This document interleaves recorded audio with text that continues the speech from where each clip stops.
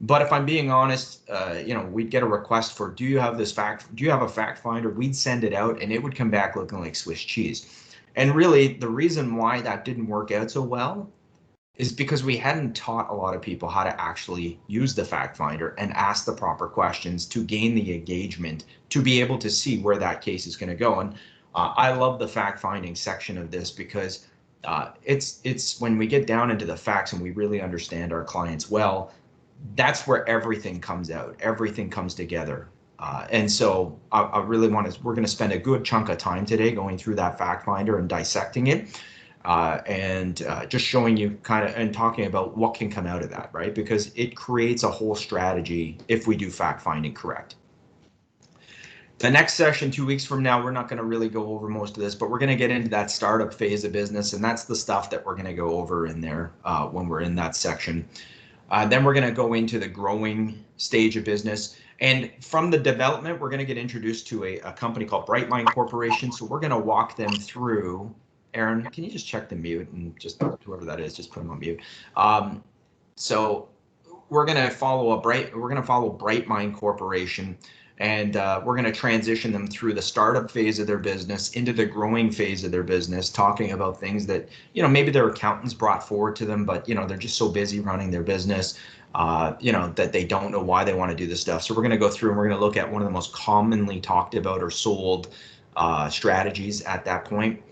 And then we're going to go into that last phase with Brightline Corp. We're going to go into that mature phase where we're going to be talking about succession planning and estate planning. And we're going to look at corporate preferred estate transfer. And although not on this slide right now, one of the things we're going to hit on the end of that is the IFA. So it'll fall outside of looking at Brightline Corporation, but we're going to go through what an IFA is, who it works with, and how to market them successfully, like how we actually see the ones that are successful done and not the ones that just get pushed a lot of paper out there. And the last session is going to be done with Brian McNulty. So he's going to come in and I'm going to tell you, Brian's session is a very heavy session.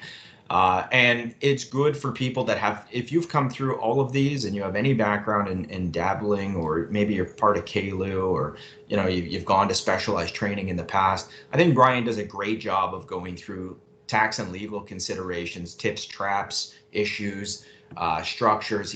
So it's all about things that he comes across, misconceptions that are out there, and how you can push cases forward if you really read between the lines with the info that he's going to disseminate to you. So that's the overview of the course, but everything starts back right here in the introduction phase. I think this is the most important session, if I'm going to be honest, to all of them, because you've gone through and you've seen probably buy-sell presentations from carriers, maybe even ours, right? You've seen IRP presentations, you've seen corporate estate transfer, you've seen IFA. So if you've seen this stuff in the past, why is it that, is it not pulled together? Do we not see how it fits in? Do we not know how to open? Really, it comes down to defining out your practice and what your practice is about, who you're in business for, because that's what's going to help you push these concepts and cases through with more regularity. And none of this, by the way, is just theory. As I said, this is based off of 15 years of working with guys that are, more than 15 years into the business. So I've been doing this 23 years, but the last 15 years I've spent with high producing advisors here in the GTA majority. And I can tell you that a vast majority of the really top producers out there started with a target market. Their target markets may have evolved, but this is all based on what they do in their practices, and they do very, very well.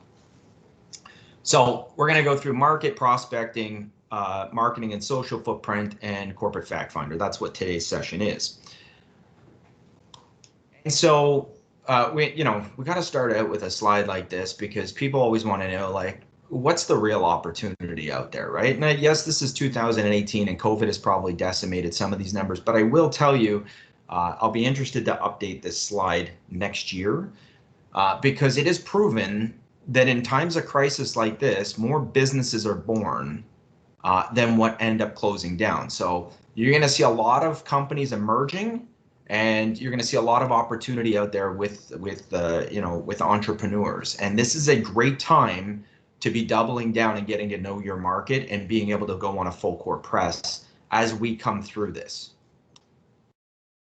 So there's the provinces, obviously, with the highest amounts of business. We're in Ontario for pretty much everybody here, so great news there, right? Lots of businesses and lots of businesses starting up. There's a bunch of main sectors that are there: construction, professional, scientific, technical, retail, trade. What I want to say is, don't focus so much on I've got to be in the construction, I've got to be in this and that.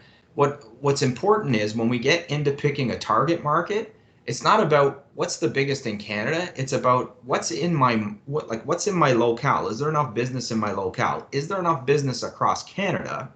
And how well do I know this business? So we're going to talk about target marketing a lot more in 1 second. But the main point here is there is a lot of businesses that are active and earning income. And in addition to that, and this is the one that probably excites most of you, is there is a lot more businesses out there without employees that are generating a lot of revenue, which means that we've got a lot of passive investment companies out there. And for all of us, our antennas start to go up when we hear this, because we know that where they have assets, if they want to pass those on to the next generation, they're going to need liquidity. And that's where we come in. Fantastic. We are the perfect choice for creating liquidity at the exact right time. So I get excited when I see these numbers, and I don't think we should be any less excited between what we're going through right now. I think the biggest thing is going forward, we're going to need a blend of the old school way that we did business mixed with the new school way of creating funnels and pipelines online. So we're going to talk a bit about that as we go through. And by the way, I know that I mentioned the last one. I want to reiterate it here. And I am working on all of your questionnaires for those that did submit in your questionnaire. So thank you very much. I will come back to you. The reason why I asked for that in a Word document is I actually am going to type notes back in here, and I'm going to push you on different things, and I'm going to, congratulate you maybe on some things that you're doing, and it'll be a dialogue going back and forth. But this leads to individual calls. So if you want something expanded on, you're working in something in your business, I want to double down with you, and I want to see, is there a way of looking at things, or is there something that you could be doing where you could be gaining more traction and success, and picking up that momentum. The big thing about all these businesses, we know that there's common characteristics between all businesses, right? So we know that they're looking at financial performance, right? So they're looking at what's their profitability, what's their balance sheet look like, what's their working capital look like, what's their market share in relation to the competitors that are in that space. So we know that there's common characteristics within businesses. And so even if they're just sole proprietors that have incorporated, we know that we're going to face those financial performances. But even further, we know that if they have employees, then they're concerned with productivity, the reliability of those employees, the retention. I can't see the point underneath, and although I remember to bring my slides, I always forget because I get kind of excited. So let me catch up here so that way I can see what that bottom point is. And skill, right? So we know that it's tough to replace skill, especially the more into a business we get, and the more that a business owner can hire the right people to remove themselves, so that way they actually have a saleable business. Skill, retention, reliability become a very important thing. And so we've got options, and we're going to go through talking about key man when we get into the technical sections. But we know that these are common successful traits and characteristics that exist in every business. And what we want to do is we want to start building profiles of the businesses we want to go after, right? Or of the market that we want to go after. So the more we understand what's in common with these businesses, the more we can start to develop a speak or an approach, or we can copyright things that's going to be attractive to that market space and help us actually bring in the clients that we want to bring in. And so the first thing we want to do, and this is part of the the sharpening the saw, or the taking account of what we have, but you want to understand what is unique about what you bring to the table, right? Yes, we know that your business helps people set financial goals. We know that for both their business and their personal. But we want to make sure that you understand what's the common concerns they have. What's the common priorities, or what's the priorities they're going to have in their specific business? What's their current situation, and how do we get them to take that hero's journey from where they are today to where they want to be tomorrow? And how do we point out those blind spots, right? And so we want to make sure that we understand that our service and us are really the product that we're selling to clients, right? It's not the products. It's not the whole life from XYZ, right? It's not the seg fund or the mutual fund or the ETF or whatever it is that you're marketing. That stuff is like table stakes. Everybody has that stuff. It's what do you do and what makes you unique and who you service. That's what the real market is. So first thing we've got to do is we've got to say, what is it that we do and who do we serve and what makes us different than that competition? And for a lot of folks, this is the big one. When we know what we do and we know who we do it for, well, once we can define that out, I would say to you, you want to take the steps to actually go through and see these people in their various stages of business, right? So you want to create a phasing, a mapping, a profile for your target market in the startup phase or the development phase of business, in the growth phase of business, and in that mature phase of business. And the reason why is you want to know them from a multitude of different angles. So that way they're not a mystery to you, right? And I was speaking to one of your colleagues last week about this in particular. And it's funny, I got asked at one of my earliest sessions, how do you start up a conversation with these people? And I said, well, you don't know your target market well enough. Because the funny thing is, starting up a conversation with your target market isn't hard when you actually understand their business, when you know what their common concerns are going to be, when you know what the common failures are, when you know their competitors, when you know what they're probably interested in.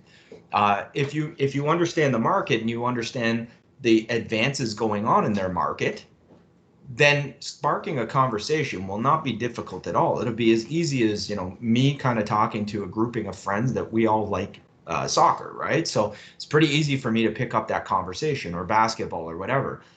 When we know a lot about an individual, or me talking to you, a financial advisor, I know a lot about financial practices. So it's not tough. I may not know you, but if I know your market really well, and if I've done some research on your company, and if I know who your key competitors are, starting a conversation shouldn't be a problem, right? And then from there, it's where do we go with that conversation? How well do I, am I likable?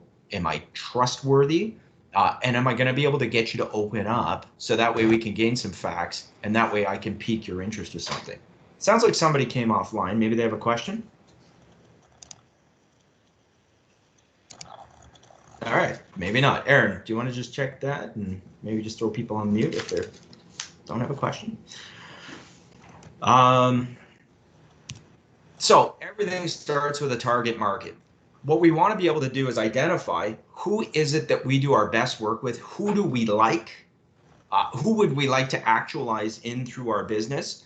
And I'll tell you that some of this is going back through your book and doing a bit of inventory, right? Seeing the metrics, like when I meet a specific person that I really like and I want to double down with,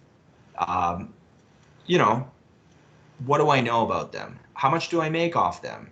Do I transact sales easier with that particular group of people? Because genuinely, I have a background in it, or I have a general interest in it. Right, so I have another case. Yeah, we waited till your pack went. Hey, how are you? You got us off mute. Yes, I remember. For some reason, Brent, it's not letting me mute. So there's the one saying then, and then. Oh, I don't know who that is, but everybody that's not muted, when I try to mute, it doesn't. It just says muting, and then it doesn't actually. You want to keep it there? Okay.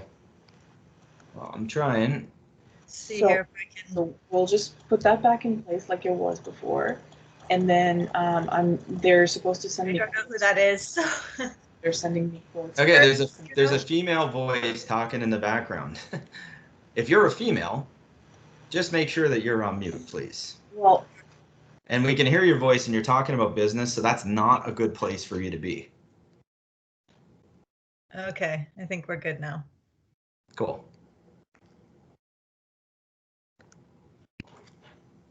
Okay, so I'm going to go back over and start this slide all over again, which is you want to go through and take stock, right? Like if you, this is, picking a target market is not an easy thing for some folks, right? Because narrowing down to grow big seems very counterintuitive, right? Because all you can see is the amount of the market you're slicing away. Now, understand, I stressed this in the preview meeting. I'm going to stress this right now. It doesn't mean that if somebody comes along and refers a really cool opportunity to you, that you're not going to go and transact that. You're going to get enough technical content in this course, and you may already be technically sound enough to go and transact business with them and impact them.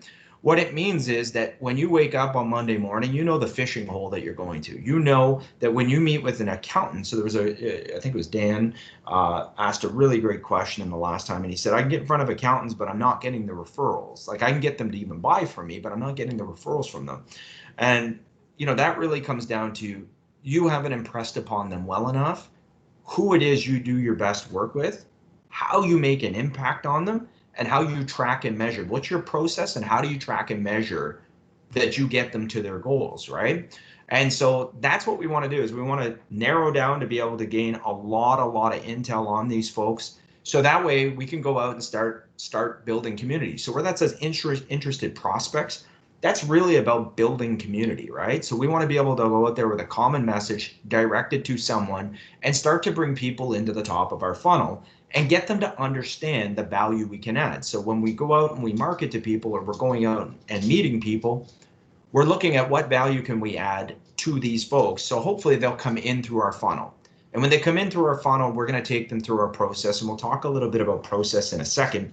But it is important that you have a process, and not only that, that you can articulate your process, that what the steps are that you take people through, and it's your process that's really your product, right? That's what we're selling is you and the process, that's the product. If we can get somebody to take all those steps with you, more often than not, they're going to transact into a sale and actualize themselves into a client, right? And then from there, once we start adding people and they know who we're in business with and they know our process and they see clear differentiation between where they were to what you provide them with, we're going to start getting referrals to the right type of people, right? Because when we get a referral to the wrong type of client, that can cost a business a lot of money, right? Because they may be more needy, they may be well outside of our of our target market, they may want something that we just can't deliver on. What we want to do is we want to make sure that we're servicing our people well and we're hitting our profitability targets along the way as well, because we're all running a business, right? So those referrals come back in, they're in our target market, we put them into our community of people that we're out there adding value to, and hopefully we're working them through our pipeline. But when people know who we're in business for and they know what we do and they know how we track and measure people to success, we have a higher probability of getting the right referrals and then starting to build momentum within the right groups of people. And that's ultimately what we're trying to do, right? And I would say that, I don't know if anybody's read, oh, you know what? I kind of skipped over some of my notes. I'm actually going to go back for one quick second. When you know this target market so well, and I'm going to give you some examples actually of folks that I know really, really well, that this is how they built their businesses, right? You start to do the intel on them. You want to know, like, what, first off, once you actually start to phase and map people, you'll be able to tell, are they in their startup phase of business? Are they in their growth phase of business? Are they coming into that mature phase of business? And when you understand when they're going through those phases, if I'm looking for an advisor and I'm in that startup phase of business, and you can demonstrate to me that you understand our industry and you understand guys like me and you understand the transitions I'm going to go through, you become so much more valuable to me, right? And if I go and I know other people that are like me in the same business, you're probably going to be who I choose and who I refer to. And so we've got a document that I created because I noticed that a lot of advisors were having a hard time in not only picking a target market and understanding what a target market is, but also doing the phasing. So we've got a document. I'll send it out to you all after this, along with a copy of all these slides. But I'll send you out a document afterwards called the Quick Starter Guide. Sorry, I forgot what I even named it. And what it does is it shows you a way to phase and map where these people are. The other thing you want to know is, who are your major competitors out there? Who are their major competitors out there? What are the differences? What makes them unique? So that way, once again, we can build more of a bond in there. You want to know what's the familial concerns. Sometimes it's the long hours that create big problems for them, right? So if you can add value in these places, thin margins, are they building a practice versus building a business? And we all know there's a very big difference between that, right? Is there a lot of travel? You can start to really empathize and get in with your market very well, and you can move things forward. The other thing you want to find out is, where do these people hang out? Is there common cafes? Do they get up early in the morning, go to different places? Do they belong to golf clubs and ski clubs or associations? The nice thing is, and I know some folks that do this, is they write for various associations. So example number one, I have a good friend of mine, large producer in this industry, top of the table for a number of years, and CA by background, CFA. And they write for the CA magazine, right? So they know that their market is going after chartered accountants, typically about estate planning cases for high net worth individuals, business owners, and emerging high net worth. They put a lot of very thoughtful articles out. They do a lot of training and things with these accountants, and that's how they open up their business. A very good friend of our family, my father was in this business prior to me coming in. He used to actually start his days out. So you wake up at like 4:30 in the morning, and he did his first cafe at around like 5 in this one area, right? So this one area would open up, and it was an area where developers were going. And specifically developers within his community would stop in, and they'd have espresso and they'd have whatever. They would read their papers, they'd chat with each other before they went on to their job sites. And so he'd actually hit 3 to 4 different cafes on his way into his office. Now, if you've ever been to this guy's office, he has probably one of the most amazing old school espresso machines, right? It's gorgeous. It makes a great coffee. So I remember once I asked him, I said, why is it that you get up so early and go through this? And he goes, well, I want to be the known figure within that community. So he shows up and he gets there, and he's not pimping the club, he's not trying to press flesh and buy everybody coffees, but he's reading his paper, and inevitably he says, we end up getting into conversations. Now, he's done that for over 30 years, and I've seen this guy do so well. He's owned Ferraris and everything else. He owns several other businesses, and he's done a great job at integrating himself into the market he wants to play in. So you want to find out, where do these people hang out? You want to see the patterns in them, because you want to put yourself in the places where you have the highest ability to transact. And in fact, that guy used to say that if he went anywhere else for coffee in the morning, that it was expensive coffee, because there was no chance it would have return on investment. So this is the sort of phasing and mapping we want to do, so that way we're really in the headspace of our target audience, right? Now we're on to that next page, which is the if I don't know if anybody's read this book, The 21 Irrefutable Laws of Leadership. It's been updated since this cover, but what a phenomenal book. And I do bring in other teachings from folks that I've read or have been to, and this is one of the first ones, was the law of influence. So when I saw this, it's about raising up your level of leadership, but who do you have influence over?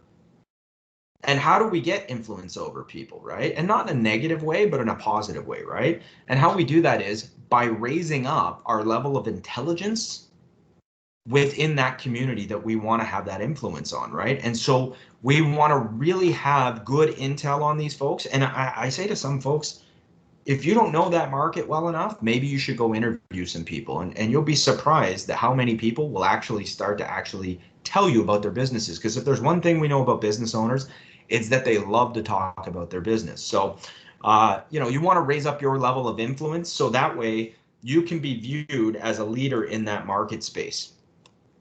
You don't have to read the whole book, but listen, I mean, it's a great book if you want to bring that into your life. So marketing and social media, that's what we're going to talk about, because honestly, this is one of the areas that many of us, we get into the insurance business, and most of the training is either around product or technical or whatever, but we need to know how to grow and scale our business. And there's really 2 ways that you can grow and scale your financial practice. The first one is wide. And we see a lot of this. If anybody on here is on Facebook, we see a lot of this on Facebook today. And this is like, this is your buy cheap term. This is mortgage insurance 101 through Facebook ads. This is going out and doing non-medical insurance ads, or putting things out in papers. It doesn't have to just be on Facebook. It can be on a number of different platforms. But it's the idea that we're going to cast a net really, really wide and hope some people buy, right? And we know there's going to be a lot of tire kickers, and you may have done something like this, and you said to yourself, I'm never going to do that again because it was a big waste of time, or it was great. We got 3 clients out of the 30,000 inquiries that came in. That's one way you can scale your business, right? The other way you can scale your business is by going deep. And deep is really the way we want to go with this. So it's understanding our people inside and out, and then having the ability to thoughtfully fact find them and go really, really deep as to where they want to go and what they want to accomplish, and then show them why working with us brings them on that hero's journey of where they are today to where they want to be tomorrow. And so fact finding is a big part of this, but the more we do the phasing and mapping, the higher the probability that if we do put out an ad anywhere, that it's gonna resonate with them. We're gonna be able to copyright something to somebody. When it comes to marketing, folks, nobody on this particular meeting is Coca-Cola, Budweiser, Trident, or any other national, or McDonald's, right? We're not selling the Happy Meals. None of us probably can effectively market to the entire market space in which you're in. So having a target market allows you to be able to, and when you've done the phasing and mapping and know your clients inside and out, and you know the issues within the industry, you're able to copyright and craft something that's so much more thoughtful that if you put it out there, it's probably going to resonate with the audience that you're trying to hit. And for many, if you just want to, I talk to some folks all the time, and they're always saying, oh, I put out this post and it's doing really, really well on LinkedIn. And I say, great, well, who's it resonating with, right? So it's getting likes. Likes are like dopamine, and people just don't dig any deeper. What you want to do is dig in and take a look. Who's liking that? And if it's guys like me, or folks from your MGA, or other brokers from the industry, and there's nobody there in your target market, you're not resonating, folks, right? It means you're speaking and what you're saying has value, but you're not reaching the audience that you want to reach. And so what we want to do is help you to scale your business within a specific market that you know inside and out, and you can create a repeatable process, and one that we can go back to the well over and over and over again, right? And that's the idea, is how do we turn on the engine so that way we can start attracting in the type of clients that we want. And this is where marketing comes in, and marketing, means a lot of things to different people, and depending on how you got in this business. I started at London Life, right? And like literally, I was fresh out of school when I started in the business. But I remember the guy that they hired and put in the desk next to me, he was a butcher, right? And so this is a guy that did not have background in financial services. Neither did I. He did not have a background in sales. Neither did I. So we both had to rush trying to learn this and trying to learn all the products that people were puking at us, right? And so marketing our business, and scaling our business, was just so far out of the realm of what we were able to really comprehend at that time. And now we're in this market. We've almost gotten thrust. I'll tell you, pre-COVID, people didn't really care as much about social media, because people would say, life insurance is still kneecap to kneecap, belly to belly. You got to get in front of clients. You got to go out and do your BNIs. You got to go do this, this, and this. And I'm like, yeah, I get you. You got to do that stuff. But you also have to have a social footprint, because Warren Buffett says, having money in the market is like making money when you're sleeping. Well, having a social strategy and having a marketing strategy out there is like trying to make money while you're sleeping in this business, right? So we have to have something that's consistent when we go out there.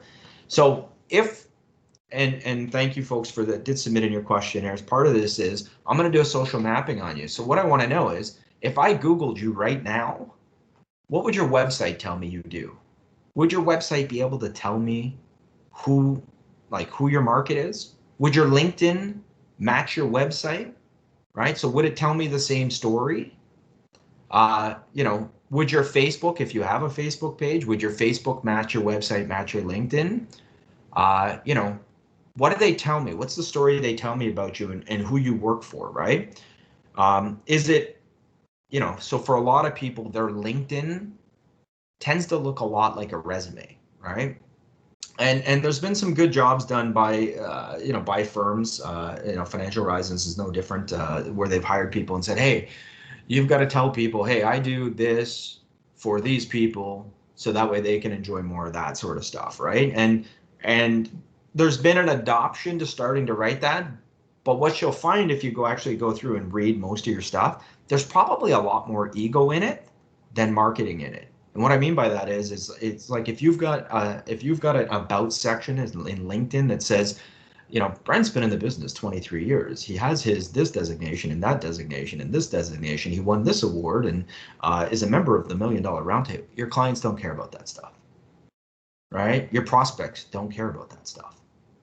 Like if you've got 220 million in assets under management, maybe they care about that, but I find that most people don't, right? What most people want to know is, how are you helping me get ahead? What do you do for me? And if I'm checking you out, can I clearly see that you have a process, that you're process driven and you deal with guys like me? All right. And we all know everybody checks you out, right? You get that little notification on LinkedIn that says, such and such looked at your profile, right? I've been on advisor calls where people like all of a sudden I get that little notification, right? And it's them checking me out on LinkedIn.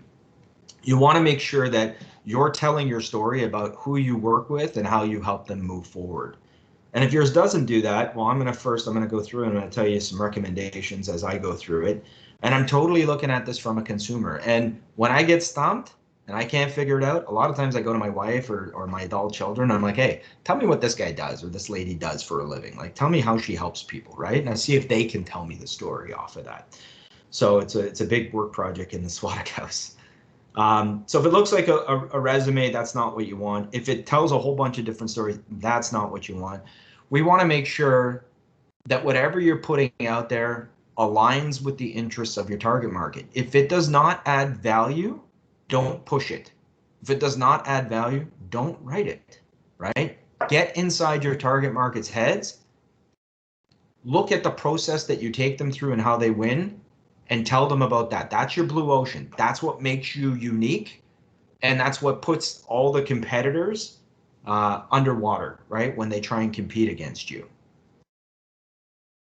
Do you actively use your social media, right? And I don't care what you're using. I mean, there'll be a list of everything you're using, to your Twitter, to your Instagram, to Facebook and LinkedIn. And I'm not saying that you need to be on all of these things.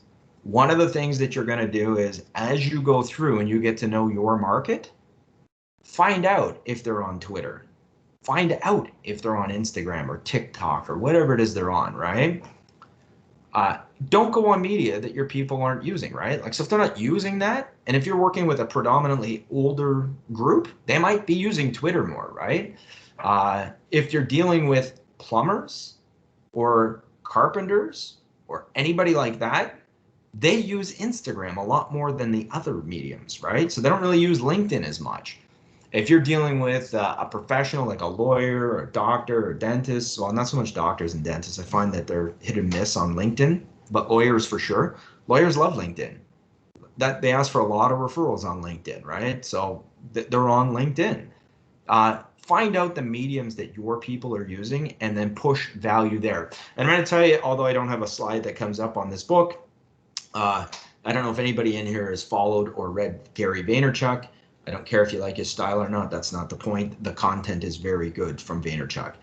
He built two massive companies off of using social media. And I think people can learn a lot from from a lot of his material that he has out there. And one of them is, he wrote a whole book on it called Jab, Jab, Jab, Right Hook. And the book is about pushing value. So whatever medium you're going to use, push value. And the idea is that you're going to push. So if you know anything about boxing, a jab is what you throw to open somebody up for the haymaker, which is the knockout punch, the right hook. And so You want to throw the jab, and the jab is a value push, right? So you're pushing something of value that is totally related to them. So when we know our target market inside and out, and I mesh with other professionals that they're probably going to deal with, I can push something of value to them. I'll give you an example. If I was dealing with tech startups, if that was my market, maybe I have a background in tech, maybe I just have a lot of interest in tech, right? And maybe I've coded in the past, maybe I haven't.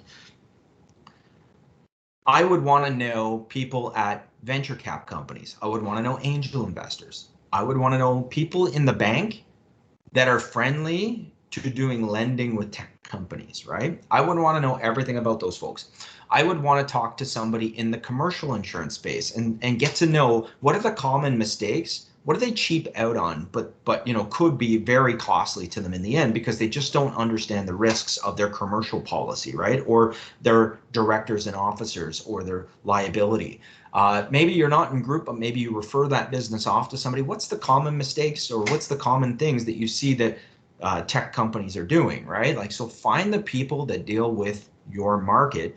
And then what you can do is you can push value things. So it could be something like, hey, this new technology is coming on. What do you think about it? I really like this, right? Because when you're in that space and you actually know about their businesses, it's easier for you to write posts. But in addition, when you're pushing posts to, hey, this company is doing you know, like a $50,000 pitch competition, you know, sign up here sort of thing. That didn't benefit me in any way, right?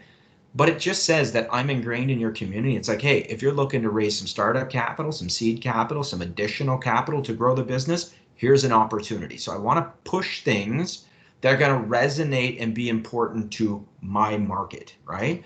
And then from there, I'm going to do that. So jab, I do a push. Jab, I do a push. Jab, I do a push.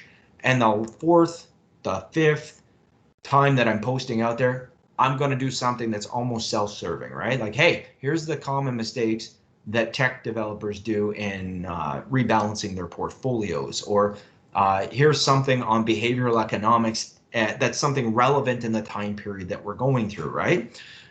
So it's still a very valuable post, and you want to always be certain. Don't just post the article. Tell people who should read the article and why they should care, right? So who is this targeted to, and why should you care? So you want to be pushing stuff out there because what you're trying to create is a community. You want people to start following you so that way they get to know your authentic voice and how you think. Okay, we're going to talk about that in one more second. Well, actually, we're going to take a break in 1 second. I'm going to finish this slide though. I don't know who walks around with a walking package, but when you have a target market, I find that when people don't have target markets, they kind of walk around with sporadic pieces, right? When you have a target market, though, we tend to have a set of pieces or things that we know that have resonated with those clients, right? And they could be things from the bank, they could be things from multiple different insurance carriers, there could be concepts, ideas, they could be KPMG used to put out a thing, PwC used to put out an article called Wealth Matters, and they would talk about everything from investing to, you know, stuff with businesses to insurance. It was great. So if you can get third-party pieces like that, those are phenomenal pieces. So for most of us, we didn't work in a very digital environment before, right? So we used to walk around with that in a walking package, right? And what I'd say to you is anything that you have in a physical package that you might bring out and show to a client, you should have in a digital format as well. Meaning that if I show you an idea and that idea resonates with you, I should be able to leave your office, your house, your, you know, the coffee shop, the lunch, wherever we are. I should be able to leave there, go out simply with my phone and say, hey, that was a great meeting. Going to follow up with you on this. Appreciate you sharing that. Going to come back to you with, you know, a couple ideas. Oh, by the way, attached is blank. Just so that way, if that's kicking around in the back of your brain, you can review that on your own. And, you know, if you want a copy sent to your accountant, let me know, right? Or to anybody else, let me know. And so, you know, anything we have in a physical format, we need to have in an e-format. And even more so, like, remember, all this stuff was prepared last year, all these talking notes. In a COVID environment, digital packaging has never become more important, right? So we want to have some leave behinds that we're going to send to people digitally. And if we can have, go out there, and you don't need it all from one company, go out and pick the best and the best from all companies based on what you see yourself doing over and over and over again, right? So like we get in a habit where we end up finding people, we end up attaching to them. They're in the same stage as the last client we just wrote up. We're having what feels like the same basic conversation, right? A little bit of twists and differences to them, but we end up using a lot of the same stuff and a lot of the same speak. So if that's the case, go out and collect the best stuff out there and make that part of your package, right? For both physical and digital marketing. You need to do this, you need to be thoughtful, and you need to be consistent in your processes. And that's why we want to make sure that all of this stuff aligns with who you are, what your business is about, your process, and who you do that with, right? So that's the whole thing on social. And I'm going to go through all of your stuff, I promise you, and take you through and write some notes back on things for you. So we're going to get very specific down to you, and try and move your packaging and everything forward. And we're happy to help out with that. So listen, folks, it's just turned 10:52. Let's take a 5-minute break now, because this is about the tap out point on my voice for most people. Let's take a 5-minute break. We'll come back at 10:57. I'll open it up if there's any questions before we move forward, but we've got a couple more slides on this, and then we're going to go into that corporate fact finding, which I think is just an awesome part. So 10:52, 10:57, 10:58, if we be back here, that's cool. Just a reminder, if you haven't done it already, to go to the chat and sign in on the sign-in form.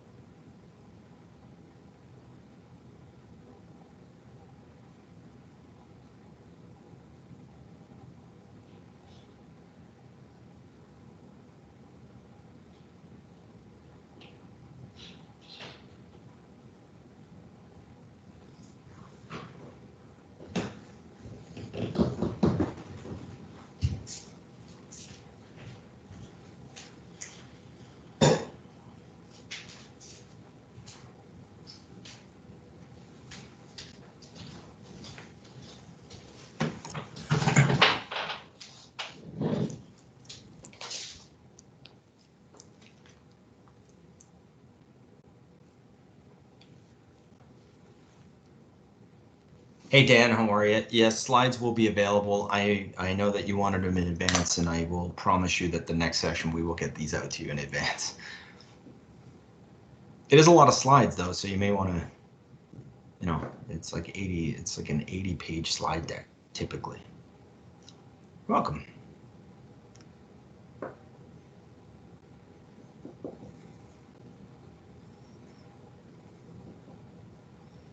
And I think Erin, I think she's recording this.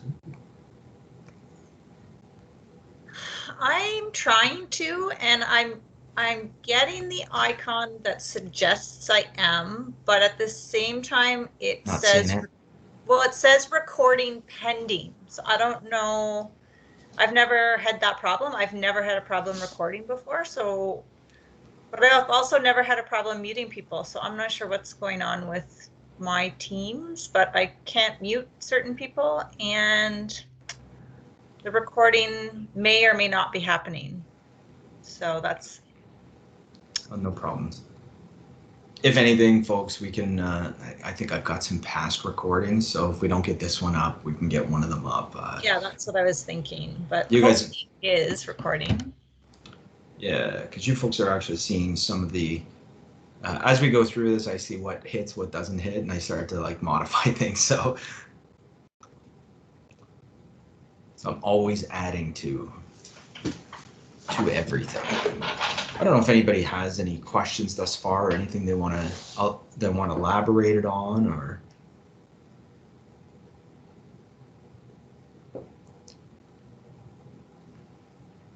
And if nobody comes off mute, I'm going to take that as a no. Hey, Brent. Who else do you follow along with like Gary Vee? Is there any other influencers or the motivational guys that you follow? Oh man, that's a big list. But I will tell you, I'll send out. I think it's in this email. I have it baked in, like a kind of like a power pack of books that I do recommend, because there is it's not like I've read tons of books. I have a massive library, but I think right now there's a few that I really lean on that I think, wow, like, if you wanted to read something that's non-financial services related, but from people that are actually having an impact, and that you could take it and read. Like I'm always looking at stuff as how can I take this and impact you folks, right? And so there's a book that I'm about to introduce in a second called Give by Nicholas Kuzmich. You'll see that in 1 second. I read his book. He's in he does Facebook marketing. Brilliant man. Not with financial services, but like his stuff, I was just like, wow. Like I learned so much in just marketing socially off of like just listening to a couple calls with him. So I'll send you a list of some of the books that I recommend. One of the ones actually, and I reread stuff like a lot, right? Like I'm just reading one right now that I've got to reread. So I will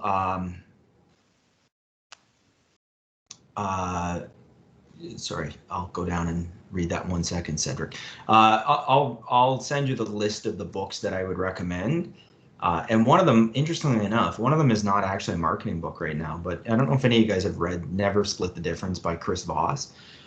And Chris Voss was he's an FBI hostage negotiator. I can tell you that first, I loved the book, and I didn't realize that some of the stuff they taught us in like, if you came through the London Life channels or any career channels, some of the stuff they taught us about presenting to people, I never realized was like negotiation techniques that like are used at that level of the FBI. But I'll tell you, there's a lot of wisdom in actually reading that book and seeing Chris Voss, if you can like watch him somewhere, especially in today's day and age, where we're doing a lot more, in a non-belly-to-belly format. Remember that most hostage negotiations happen through the phone, right? So some of the things they can teach you about conversations and about negotiations, especially taken in a context of we're not maybe able to physically sit in front of people. I think there's phenomenal value that can be gained out of that. And I learned a lot of good stuff, but like I'm always trying to restudy it because I never get it all on the first go around. But yeah, I'll give you a whole list. The other thing I'm going to send you is in that email, and I know the email because I've got it like pre-typed because I like things that are automatic. There's a website to a guy that I came across, and I'm like I just go dig, and I get really intrigued on how people become successful in this business. And I try and see, can that be patterned and modeled for folks like yourselves? So I came across this guy on LinkedIn, and I was like, let me check this guy out. So I went to his website, and I gotta tell you, there's a video, if it's still on his website, and it's a masterclass, in my opinion, on exactly what we just talked about. So he runs a seminar. His target market is dentists. He's out of London, Ontario. And he'll run a full day seminar from like 10 a.m. until 5 p.m. And he'll hold these dentists and these aspiring like new dentists. He'll hold a whole room of them for that time. But the cool thing about it is, like, he starts out his talk, and you can watch it as long as it's still on his website. You can watch it. I'll check it before I send it out. He starts talking about, like, he starts dropping acronyms. He starts talking about what they can expect to make during these times. And it was Chris Voss.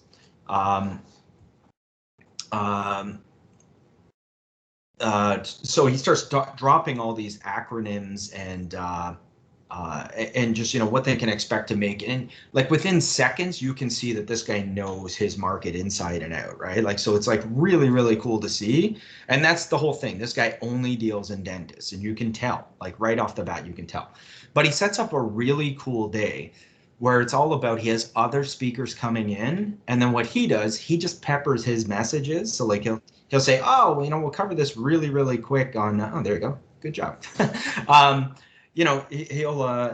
He'll cover, so he'll talk about disability insurance when they come back from the break, 5 minutes. So he's only taking like a 5-minute spot, but he's kind of directing the traffic through the day, and he's bringing in speakers of what people would want to know when they're starting out their practices. So all he's doing is adding value.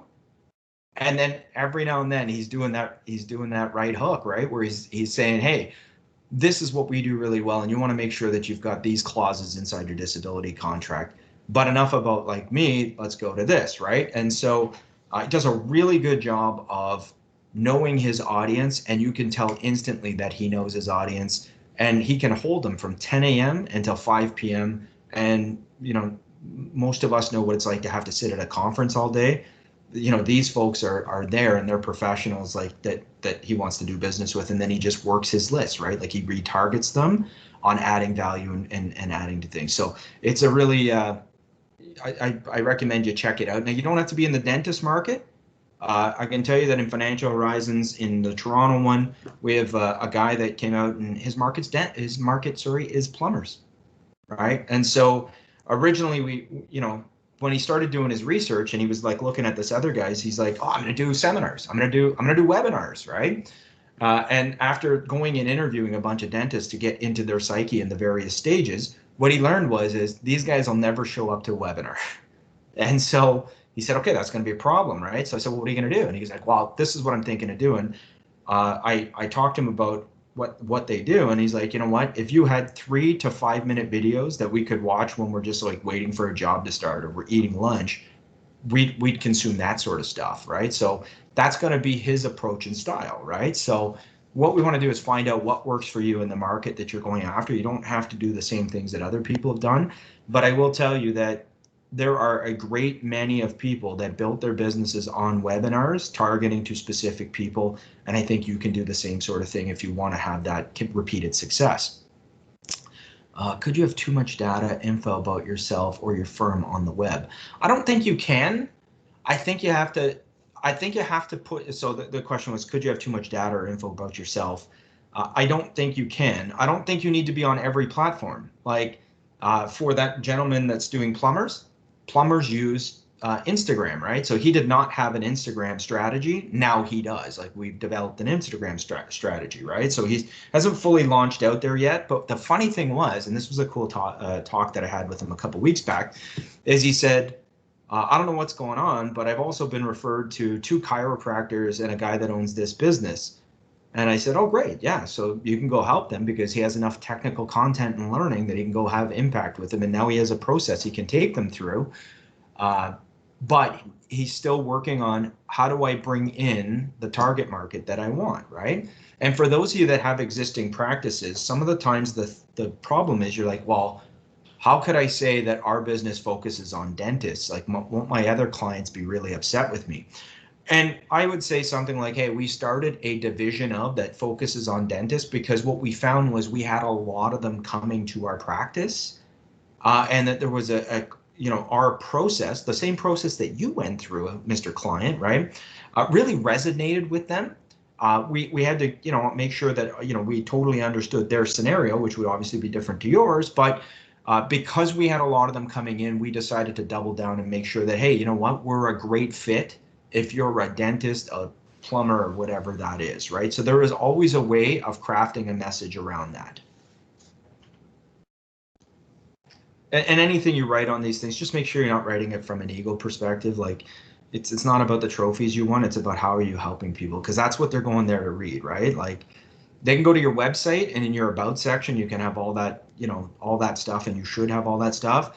But on your other thing, when it's a media that they're checking us out to see, do they want to dance with us, do they want to engage us, we don't want that. We don't want it to be just purely overrun with ego. And the other thing I would say is that social strategies are like dating. Okay, and I stole this from Nicholas Kuzmich. It was one of the best explanations I ever heard on this. And it is that when you're dating someone, you don't go right to, hey, so if it's your first date with a lady, you're not going to say, hey, I book, where would you like, what hall would you like to book when we get married? Or how many kids do you think we should have? Or anything like that. Oh my God, wouldn't our kids be great looking? That's like a massive step and probably going to stop the relationship and the dating right there. Social is very much like dating from the standpoint of, I want you to take small steps with me, right? And so one of the things that you can do is you could, if you had a top 3.5 mistakes, top 8.6 mistakes, and whatever it is, doesn't matter, top 7 mistakes that professionals within my target market make when planning their finances, I could invite you to come and get that free article, right? So it's a PDF that I'm going to send you, but I'm going to go and I'm going to say, hey, this is who this is for. We boiled down the top 7.5, points of mistakes that people make when they're planning their finances. If you're a plumber and this is of interest to you, send me a message saying article, and we'll make sure we get that into your inbox, right? And what that allows you to do is that allows you to engage your audience and data capture. And what you want to do is you want to have small people doing that. Like, hey, here's a video.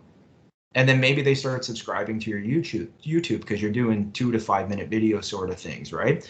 The more steps that somebody takes with you, the more dates they take with you, the more they're going to get to the point where they go on your website, they go on your Calendly, and they pick a date and a time to actually sit with you, right? And it's because they've taken those small steps and they've gotten to know authentically who you are, and they've checked out all of your things and you seem legit. And they may have started to consume and actually hear your voice. So podcasting and YouTube is a very powerful medium because people get to really know who's behind the curtain of, articles and things like that when they can actually see you presenting, right? And they can hear your authentic voice. So let me jump back into the presentation. Feel free to come off mute though, like I said, if you have any questions. And this comes from Nicholas Kuzmich's book, and I could have replicated it, but honestly, I'm lazy and it's just easier to take a picture. So this is like one of the best things I had seen, and it fit with what we were already talking on. And I only read this book. I came across Kuzmich at the beginning of COVID because I was doing a deeper dive into how sales funnels work and how online marketing could be even better and whatnot. And he went through these stages. So the 4 positions you can hold in any given market when you're out there marketing is you could be the generalist. But it's tough to be the generalist because you're trying to write and resonate things with multiple people, multiple audiences. It's very tough to be effective here. So if any of you have friends that are marketing on Facebook for anything, I don't care what it is. There was a lady I spoke to last week. She was telling me that she put ads up in their local, I don't remember, it was like a Boston Pizza or something like that. Like on the walls, they allow you to put ads up. I said, what's the ROI? She goes, no, I haven't had any calls at all from it. And I go, well, what's the message? So she sent me what the message was. And I go, well, who should call you on this? And she couldn't answer any of these questions. I go, that's a bad spend, right? Because it's not going to result in anything because you don't know how to land with anybody with that. So what we're talking about here, when it comes to marketing, like I said, if somebody comes into your practice, you can sell them. You know how to do that, right? But when it comes to marketing and attracting in the right people, we want to move from generalist to specialist. So that's where we're talking about really getting that intel on our people so we know what we do. We can craft a message to them. We can identify where they are quickly so that way we can form a good offer to them, a compelling offer to them, and get them to attach to us really fast, right? The next stage up from that is authority. So once we start putting out thoughtful material and we're starting to get consumed by people, like people are actually coming to hear what we have to say, right? So whether that's podcasting, whether that's YouTube, whether that's just the the messages you put out on LinkedIn. The next level from specialist is authority. It's now you're very clear on what resonates with your people. You're really clear on what's value to them, and they're coming to check you out for it, right?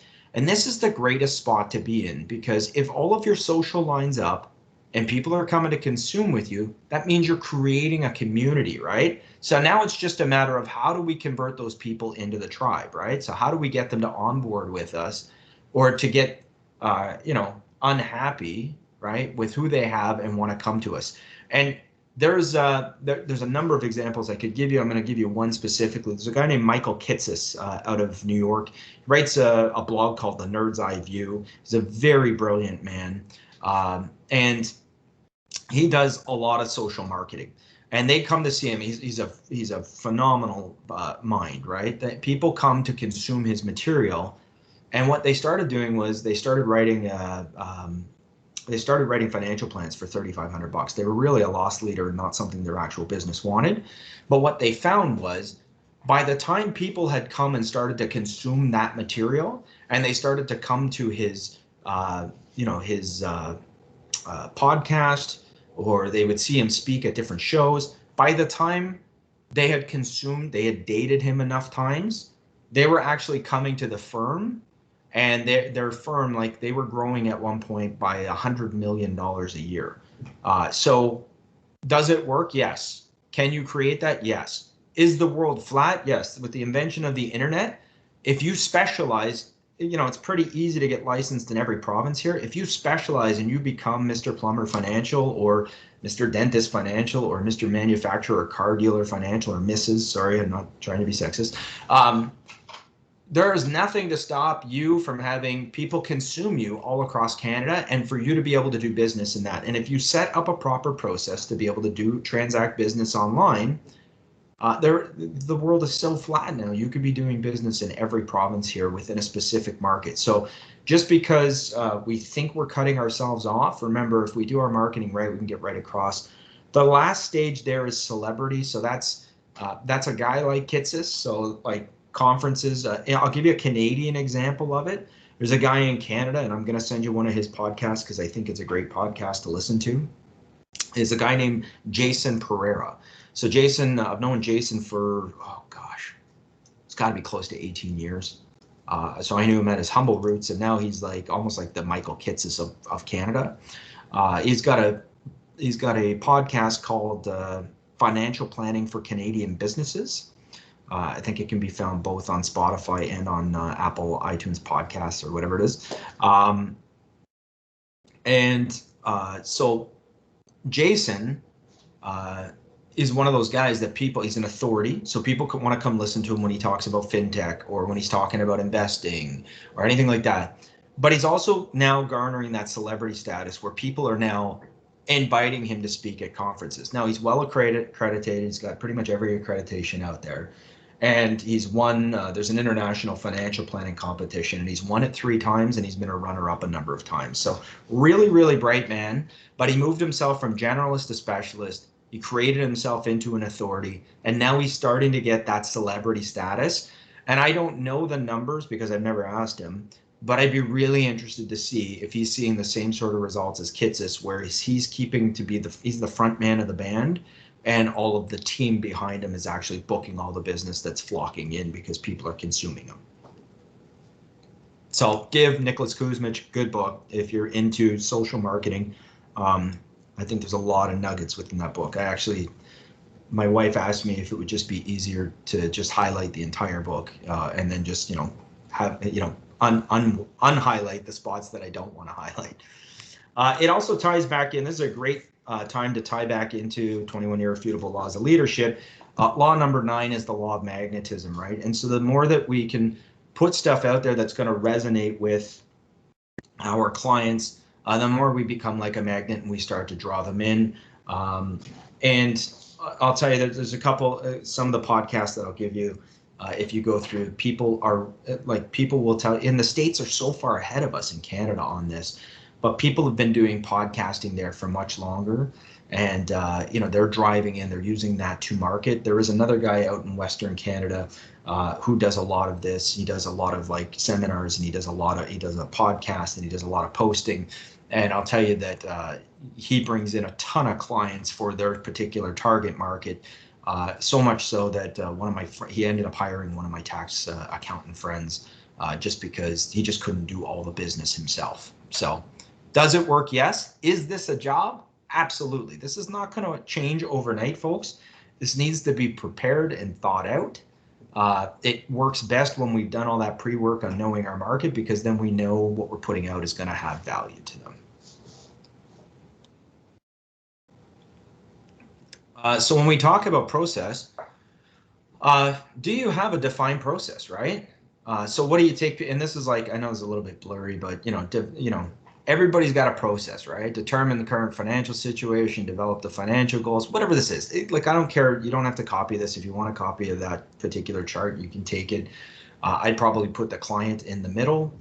But the big thing here is your process, right, is your key differentiator, right? So it's you and your process is what differentiates you. And it's what's important to know that people want people that are process driven, right? Like, I want to know what I'm getting into. And so what I would say is it's not enough just to have a process, but you want to have a visual representation of your process on your website, right? Like it should be on your website. It can be on your LinkedIn. If you have Facebook, it can be on your Facebook. But people should know what they get when they come in with you, right? And they should know that they've got to go through these steps, because this is how they win the game at the end of the day. What process do you take the clients through, right? So you need to define your own and have it in some sort of format. It doesn't have to be 6 steps. It can be 4 steps. It can be 10 steps. But you don't want to have too many steps, because if it looks like it's going to take too long, clients' attentions usually aren't there. And have you named it, right? Like, so, some people have this and they name it well, there's a bunch of names that people have. Like one person's got the portage program because they're really into canoeing and they liken everything to being on a river. Whatever it is, listen, whatever resonates with you and is going to resonate with your clients, it's a good idea to name the process, right? Like, I don't care if you go trademark it, but obviously you can't name yours what somebody else's name theirs, but having it named is an important thing, and having a process and having a visual representation of it is very important, especially for if you want to get in with accountants, and that they're going to want to know that you're process driven, right? They're going to want to know that you're dependable and that you have a process that you follow. The last thing that you want to make sure you have is tracking and standards of measurement, right? So a lot of people will have this. This is what we take you through. But what a lot of people miss is that back end stuff, right? So what do you do on the back end to really show me unequivocally that by choosing you, I've won, right? And for some people, it's consolidated statements. For some people, it's customized balance sheets. For some people, it's like a road mapping or tracking against their goals, right? So they say, we want to retire with X in so many years, and then you're tracking that back saying, hey, at this % of interest that we said was reasonable, at year 5 you should have this, at year 6 or 10 you should have this sort of thing, right? And you're kind of road mapping or benchmarking against what their goals are, right? And and I won't ask obviously anybody, because I don't want to put anybody on the spot, but what you'll find is a lot of people don't do this. And what I'll tell you is there are some of the larger firms that run more in like a family office style, this is a very big thing that they do for their clients, right? Is making sure that their clients know the value of the liquidity, the insurance they've put in place, the value of the cash value they've put in their balance sheets, and how that's working towards their goals. Because ultimately, that's what the client really cares about. And clients will only, clients will leave you for a number of reasons, but one of the reasons they'll leave you is if they don't think you're actually moving their ball forward, there's a high probability that they're going to leave you. So the other thing too is if you're trying to deal with their professional advisors, if you have consolidated statements, a customized balance sheet, and some sort of benchmarking against their goals, I'm telling you, their accountant's going to love you, right? Just it always works out that way. What they don't like is when you can't, you're fumbling and you don't have anything at your hands and stuff like that. That's where that becomes a problem. And so we're going to go into the corporate fact finder. We're going to spend just over an hour on this. We will move fast. I don't think anybody on here is like so new that they've never done a fact find. And I would say that this honestly, and you might say to yourself, listen, and I don't think anything here is new. Like I've proven, you can read the stuff in books, you can go find this stuff. What you may not find is something that's drilled it down to financial services practices. That's where I think the real magic is here. And I think the real magic of what we can do, if we all had a superpower, fact finding, the ability to ask questions, and even more important, the ability to process and listen to the answers, are what is so important in this business, right? And I think I do a good job on it, I'm not gonna lie, because what I'm trying to do is take what I learn about them to create into a memo. The memo creates a pitch deck to be able to present online in a COVID scenario, or just in front of them in general. The memo is the cover letter, and the memo typically ends up being the reason why letter, right? So if we do the corporate fact finding right, it just drives into everything else that we do throughout all the whole process. So obviously, if we ask good questions, we're going to collect vital information. What we want to be able to do is really get into where they are, where they want to go, and everything we get here is going to help us every step along the way. So always some good starter questions. And by the way, the third one is not a good starter question. I put it up here because I've gone to 1,000,001 presentations that say you should ask what keeps you up at night. And I'm going to tell you that if we don't have rapport and you ask me what keeps me up at night, I will never answer that question to you, right? How do you get started? Business owners love to talk about that, right? What do you love most about your business? They love to talk about that, right?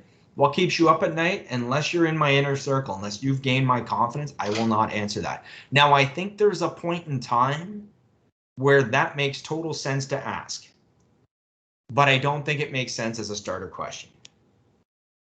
And you're going to get a copy of these, so you don't have to scribble these in any which way. But if you could change one thing about your business, what would that be?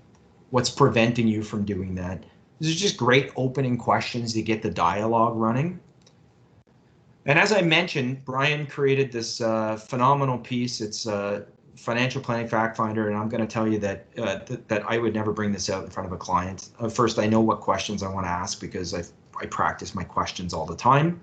But if you don't know that, this is a great piece for you to have. What I would say, though, is just as I've told you to phase people into the startup phase, growth phase, and mature phase, I would say that you'd want to have a questionnaire that once you recognize where they are, that you're pulling one out. Hey, this guy's in the startup phase. Boom, here's my questionnaire, right? Here's what I'm going to need to go through, because to talk to them about massively about insured retirement or whatever, they're probably not at that stage, right? So we want to get their goals and this and that. We want to find out where they are. We want to know if they have benefits, all that fun stuff. Have one for the growth phase, have one for the mature phase. The other thing I would do is I'll point out where I think these questions are disjointed. So like some things come up way earlier than what I would want them to come up. So nobody says you have to use, in fact, you shouldn't use our Equitable Life branded. You should take this, rip it apart, recreate it, and brand it to yourself, right? That's truthfully what you should do. So we're going to go piece by piece through this. So the first piece here is obviously the basic information. So you can complete this obviously prior to the meeting. You don't want to be completing this out in front of the client, but you do want to have all of their contact info that you can get, and you want to know, are they text people? Are they, will they only pick up their business line? Will they only pick up their phone at night? Start to write yourself notes and tips so that way you can get through to that client, right? And don't underestimate video text, right? So I got one just the other day from a friend of mine on LinkedIn where he took a small video of himself and he sent it to me, right? On birthdays, this guy only sends he'll send something, but it's always him. He's taking a quick little video. And the cool thing is I've become so accustomed to getting that from him that if he just texts me, I'm almost disappointed, right? Like I almost want to see him when he does it because I don't get to see him enough. So same thing too, we often hear that people don't see their advisors enough. Don't underestimate small little video clips translating the message that you want to have with them, right? Or the opening that you want to start with them. So one of the questions that comes up early is, are you currently doing a business or succession planning, right? It's a yes or a no. Have they done any in the past? If so, what? So you just want to get them opening up and sharing information. One of the first things we're going to need is a business entity organizational chart. You'll get this as a corporate flow chart, a corporate organization chart. There's a number of different ways that somebody might ask for this. You want to have a copy of the corporate org chart. In the beginning, you might end up with something like this. So if you go through my book or maybe some like my notebook, you're going to see a lot of corporate org charts because when we start to deal with corporations, we're going to need to know what are all the entities that are at play, who owns those, what do they own, all of that stuff, right? So you might originally see something like this drawn in a book. I would hope that nobody would hand over a piece of paper that looked exactly like this. What you may see when you get something from them or from their accountant is something a little bit more like this, where it says, who owns what shares. When we look at something like this and we see that there's pref shares, then we know that they've done an estate freeze. So we know they've done some planning, right? When we see a structure like this. So what we need to do is dig into the story and why it was structured this way. And sometimes they'll know, sometimes they won't know. We could see something like this where we have, owner, spouse, and child. This is where we really start to see some value in here. So now we start to understand what the rights and obligations of things are. We understand, if they're pref shares, they're fixed valued at 4 million, they have an ACB of 500,000. We're able to start determining down the sort of liquidity that the company's going to need. So we can start formulating stuff in our hedge. We can also then ask them, it's great that you've done this planning. What have you done to prepare for the liquidity you're going to need? And a lot of times people do this planning and we find out that they haven't done anything, right? Or they really haven't gotten that far ahead. They just did this because their accountant told them that they needed to and whatever, right? So it tells us, for those three people in the end, those are probably the kids. Maybe Chris is the key employee that they had. And so that way dad could retire, but the kids still want to have, dividends because they're still paying for things in their life. So it starts to unfold and starts to lead us to questions to unfold the story, right? When we can see what is at play, like what company's at play and who owns what and where, right? Articles in corporate, and I'll tell you, it's interesting. I don't get it as much anymore, but I used to get a lot of, hey, how do you get the articles of incorporation? How do you get the financial statements? How do you get the business org chart, right? And I'd say, well, I asked for it and I just expect it, right? And I get it. And it's true, right? And the reason why we're ripping all this apart is so that way you can understand what, one, we're looking for, and two, you can get an understanding of why you're asking for it. What do we want to see in here? Because clients are only hesitant to hand over things when they don't know what it is you're looking for in it or why you need that, right? So the articles of incorporation go through a bunch of different stuff. Full name of corporation, restrictions, blah, blah, blah. What we're typically looking for is point 4 there. The rights, privileges, restrictions of each class of shares, including redemption value, dividend entitlements, voting rights, and distribution. That's typically what we're looking for to see who has interest in this corporation outside of maybe the person that we're talking to, and what are the issues that may arise, or what do we need to take care of along the way, right? So when we're asking for, that's typically what we're looking for in the articles of incorporation. The underwriters are going to be looking for things like what's the full legal name of the corporation, just in case they want to do title searches and stuff like that. But for from a tax and estate planning end of things, that's what we're going to be looking for. Financial statements are important. They kind of tell us the, the viability, the life of this company, right? And so here I've got a couple. It's always good to get 2 years. I'm going to just talk to you about the balance sheet. So here, this would have been in 2 different balance sheets. So one starting ending 215 to start 216, and then from start 216 to end from the end of 216 to the start of 217. Sorry, and so what this tells me is what I'm looking for here is I'm looking in that shareholder equity a lot of times. So when I get this is what I'm looking for, right? I'm looking for what's the growth on the retained earnings on an annual basis here. So we'll see that from 2015 to 2016, it grew by like 68 grand approximate. And then it grew by about 90, roughly 90, 84,000, or no, a little bit more than that. Anyways, it grew by a little over 80,000, a little under $90,000 there. So what I'm trying to see is what's the growth of the retained earnings, and then what I want to do is find out what are you doing with those retained earnings, right? So that's obviously one of the next steps. Is that something that are you going to need to repatriate that back into your business right away? Is it do you predict these cash flows to continue? Are they paying down their bank loans? Like, what's going on in their business, and tell me that story. And are they growing a reserve here? And could we make better decisions with that reserve with, presentations like levelize the tax on corporations, or, other presentations that we have. So I want to see what's going on inside the assets of this company, because if the company's not worth anything and they're looking for a whole ton of insurance, that's going to probably be hard to validate, right? So this is what what I'm typically looking at when I'm looking at their balance sheet. Brian will tell you he always wants to see the income statement, because he wants to see are they aggressively paying anything down? How viable is this business? Are they aggressively paying anything down? Are they all of a sudden going to become very cash flow rich?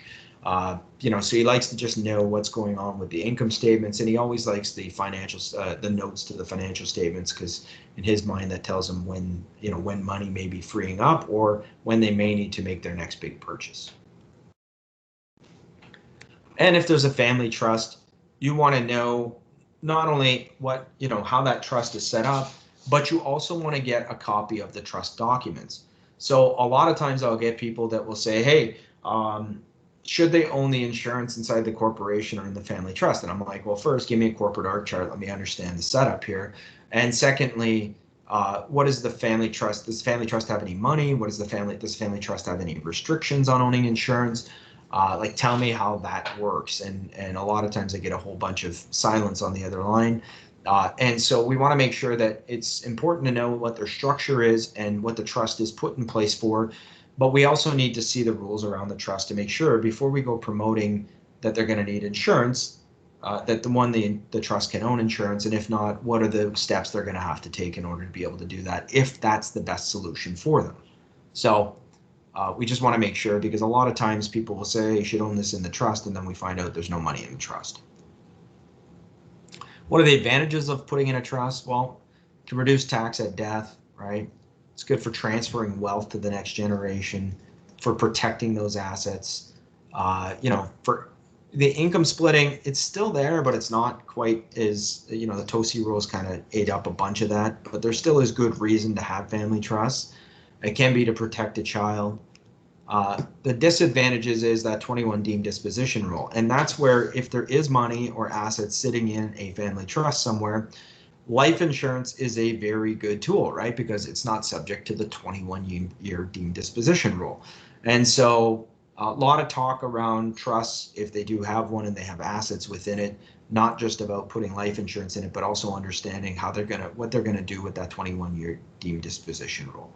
So I would say that we're going to cover off some trust, but Brian's probably going to hit the majority of the trust topic when we get down to it, because we do see a lot more trust in today's planning, but you know, it just doesn't come up a lot in the program that we're dealing with.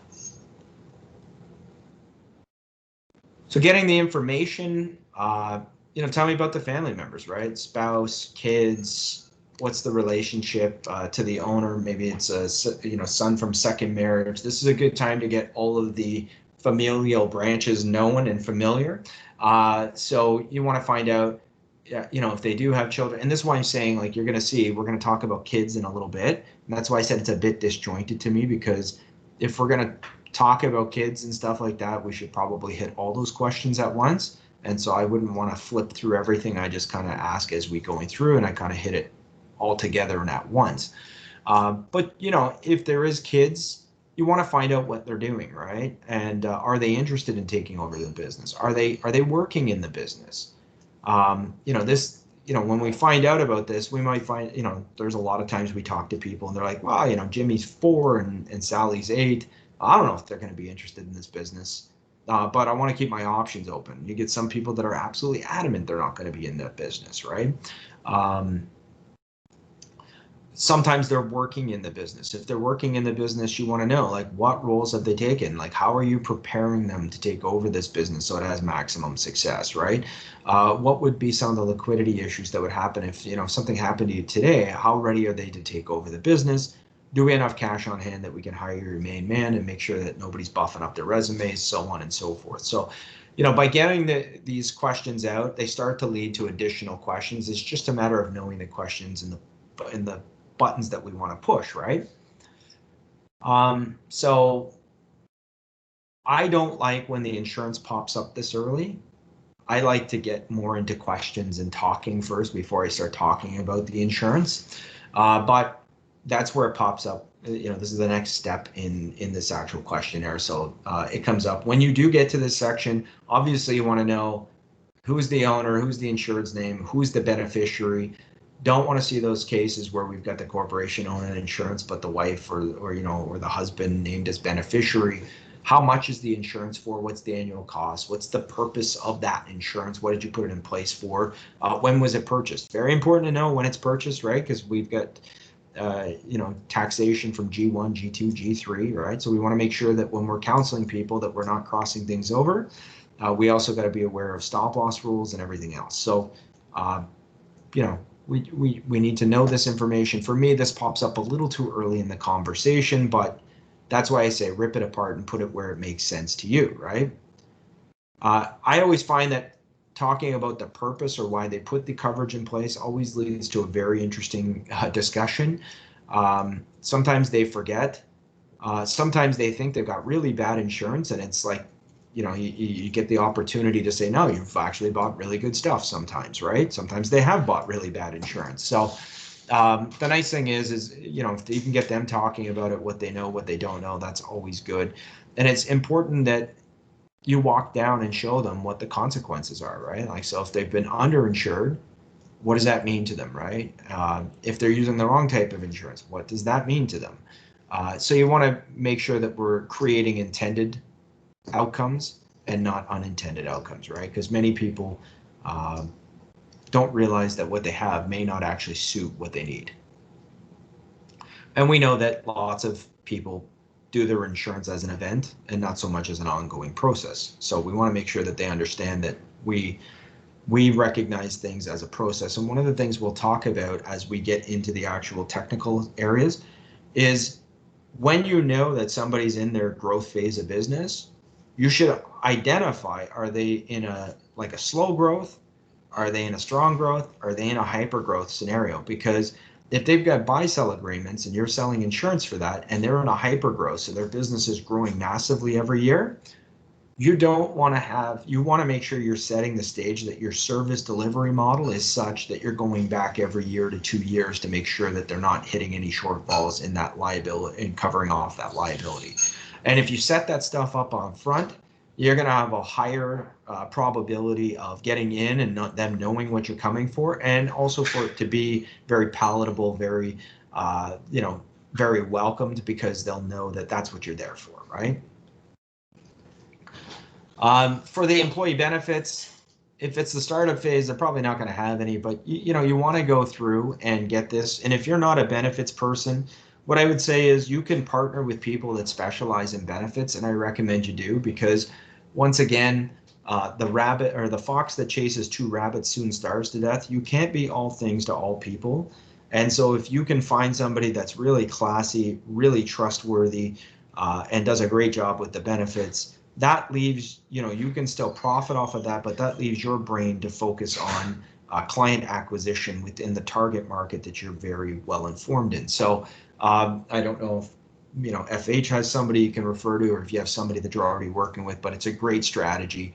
Same thing too, finding somebody that does pensions or things that just are outside of what you do, right? Like I'm not in practice anymore, but when I was, there was a guy that specialized in travel insurance. I never wrote a travel plan ever because I've never taken the time to actually read the contracts or know where they might fall apart. That's what his specialty is. I'm better to refer that and take a small end on that than I am to lock somebody into something and they get overseas and they don't get paid out, and then that's a big liability for me for something I made very nominal money on, right? It wasn't where my main revenue generator was coming out of. So I recommend you do the same thing on this stuff. And just find out what it is they're offering to people. Get as much info as possible, and then that's going to help the specialist that you bring in, or if that's your specialty, it'll help you further things along.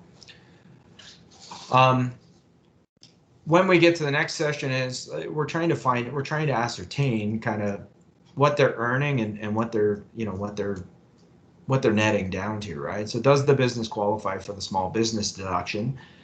This was in here prior to the assault on the small business rate with passive income. And now I think that it just gives us more talking points. Yes, Ontario did not participate, so it's a little bit different in Ontario than some of the other provinces I presented.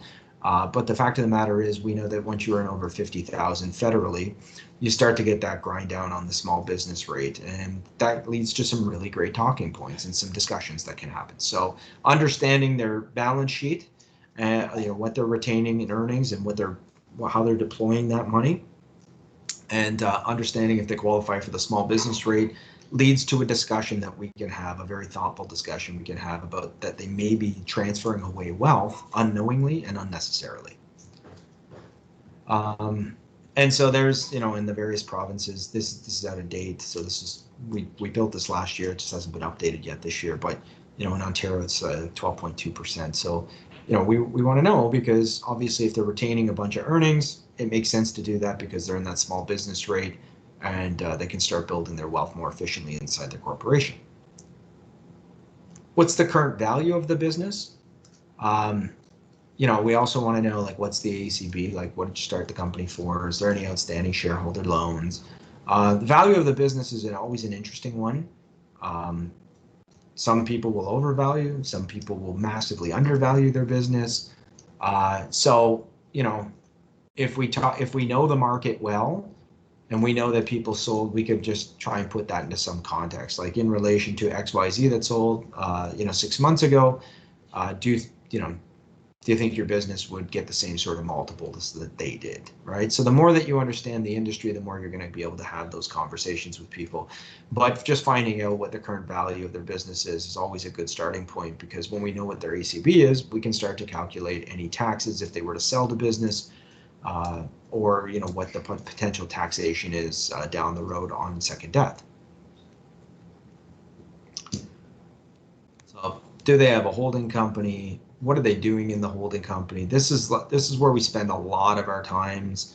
What's that portfolio consist of? What's their role in it? So I know that's down below. What's your role in deploying those assets? And it depends on the type of market you go after, right? Like, so if we're dealing with a doctor or dentist or lawyer, we might see that they have, they might have an investment advisor that's investing in funds or direct stocks, and it could be a mixed bag of stocks and bonds or whatever it is, right? If we're dealing with a manufacturer or a car dealer, or anybody that feels like they're taking their risk in their business and they value cash on their balance sheet, They might have a lot more fixed income, and that starts to lead how we're going to talk to them. And it also starts to let us know how they're going to make decisions, right? And so the person that has more of the portfolio approach, I'm going to say they probably think of themselves as a bond or a pref share. So very consistent in their earnings where they feel like they need to take that risk in their portfolios. Whereas the people that hold a lot more fixed income, they feel more like a stock. So they take the risks in their business because they feel that's an acceptable risk. And thus, when they put money into their holding company, they have it mostly sitting on the sidelines with cash or cash alternatives. And obviously with them, we like to talk about moving cash to cash value. So we just want to find out what's their philosophy and their relationships with their wealth, right? And so if they're active in investing in second mortgages, or if they're buying real estate, that starts to let us know some of the behavioral trends that they have, what they value. It also helps us form what we want to present to them, right? So the more we can understand what they have in here, and we also have some concepts that are really great that you're probably going to run with us once you know that we have them. But if you don't understand what they're doing, if you don't know the sorts of returns they're getting, the yields they're getting, what they value and how they deploy their assets, we're going to be pitching to these clients. So the more you can get into what they're actually doing and you can have an understanding, the more impact what we present to them is going to have. So tell me about your team. Do you have other professionals on it? Your accountant, your lawyer, your investment advisor. Find out their relationships, right? And it's important to say that you're part of that team, right? Like you're trying to take a macro approach and deal with their professionals, and you're not looking to replace their professionals, which is often one of the big worries of their other professionals. Do you feel you pay too much in tax? I don't think you'll ever find a business owner that doesn't think so. But maybe they don't understand that there are strategies they could be doing that could help them recapture some of that lost transferred wealth. This is one of the big ones. I'm glad it comes up early. It's number 4.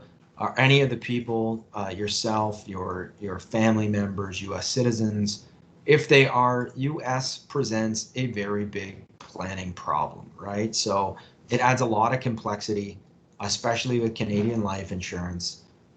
And so you want to make sure that as we engage people that may have U.S. ties, or their kids are U.S. citizens, or their spouse is a U.S. citizen, that we really need to take the time to make sure that we're properly structuring things. It is always recommended that we seek consult with a U.S. Accountant or tax pro. You may even need to bring in, if we're looking, depending on the type of contract they're looking at, you may even have to bring in a U.S. actuary. So dealing with U.S. residents, and there's a lot of them that have come to Canada and done very, very well. You need to understand it is a lot more complex dealing with U.S. citizens. And so if you want to specialize in that, I say, hey, rock and roll. You could probably make a ton of dough. But for the average person, you may just want to do an about face, and run and get the heck out of there, because dealing with U.S. citizens is not an easy thing. And so, folks, we're at 11:48. Let's take a quick 5-minute break right now. So that'll take us to like 11. Let's come back at 11:54. So it's just a little over 5 minutes. And then we'll go the rest of the way on the fact finder. And I promise we'll get you out of here by 12:30 sharp. All right. Perfect. Thanks, Brent.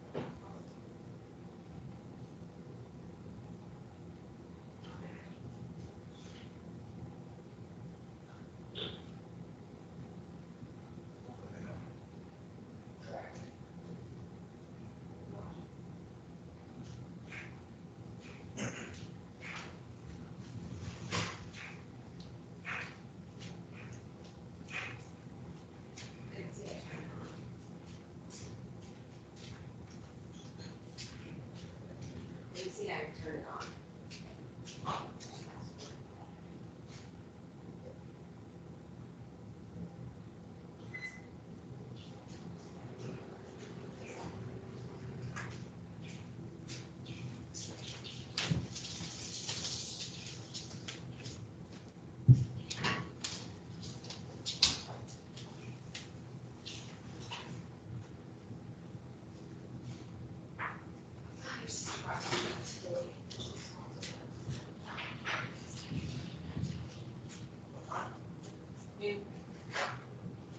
It's the emotional, right?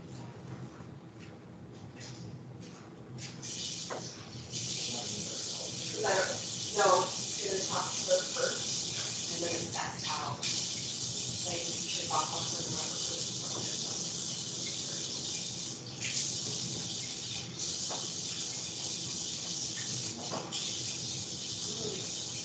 I don't know if that's true or not. So it's good, because then you'll have a better idea of what you can do with this. Like, she's telling them all of her $2,000 worth last day. Like, that's all connected. This aligning the, the interest. And I think it is.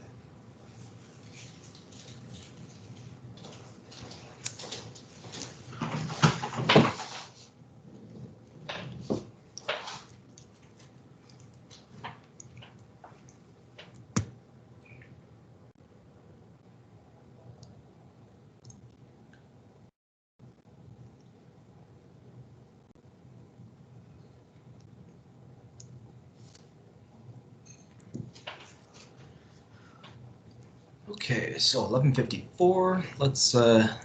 Let's take it home. Unless anybody has any questions, I'm going to jump right in. I see some chatter in the thing. We use BombBomb for video. That's awesome. Okay, so somebody's doing some video, and Cedric, I will probably check that out when I'm Googling. And somebody has a group, FH has a group benefit service. I figured as much. I can't always keep all that stuff straight. So if group isn't your thing, that's not where you specialize in, you can always use somebody that that you can trust, and FH has a system that's awesome. It allows you to participate in that, but maybe not have to focus all your efforts and get kind of sidetracked from what it is you do and what makes you so special.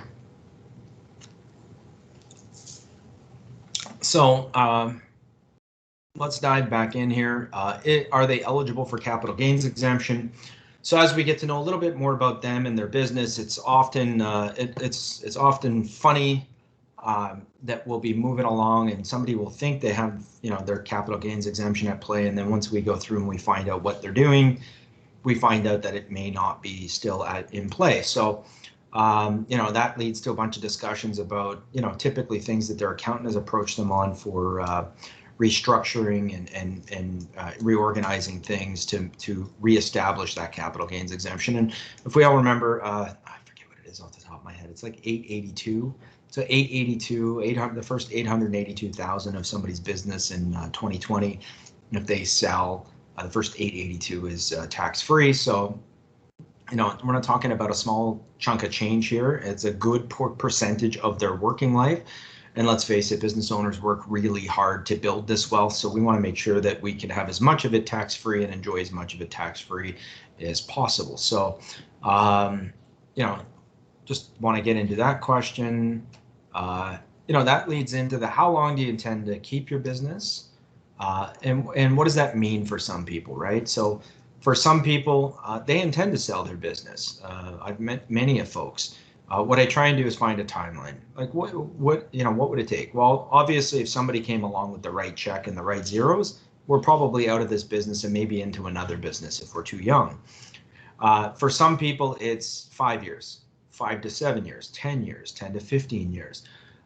We just want to have an understanding of what they intend to do with their business and where they are in their planning and what they intend to do afterwards. So what does that mean to you? Like, so if you say I'm going to retire in 10 years, what's retirement mean to you, right? What does that look like?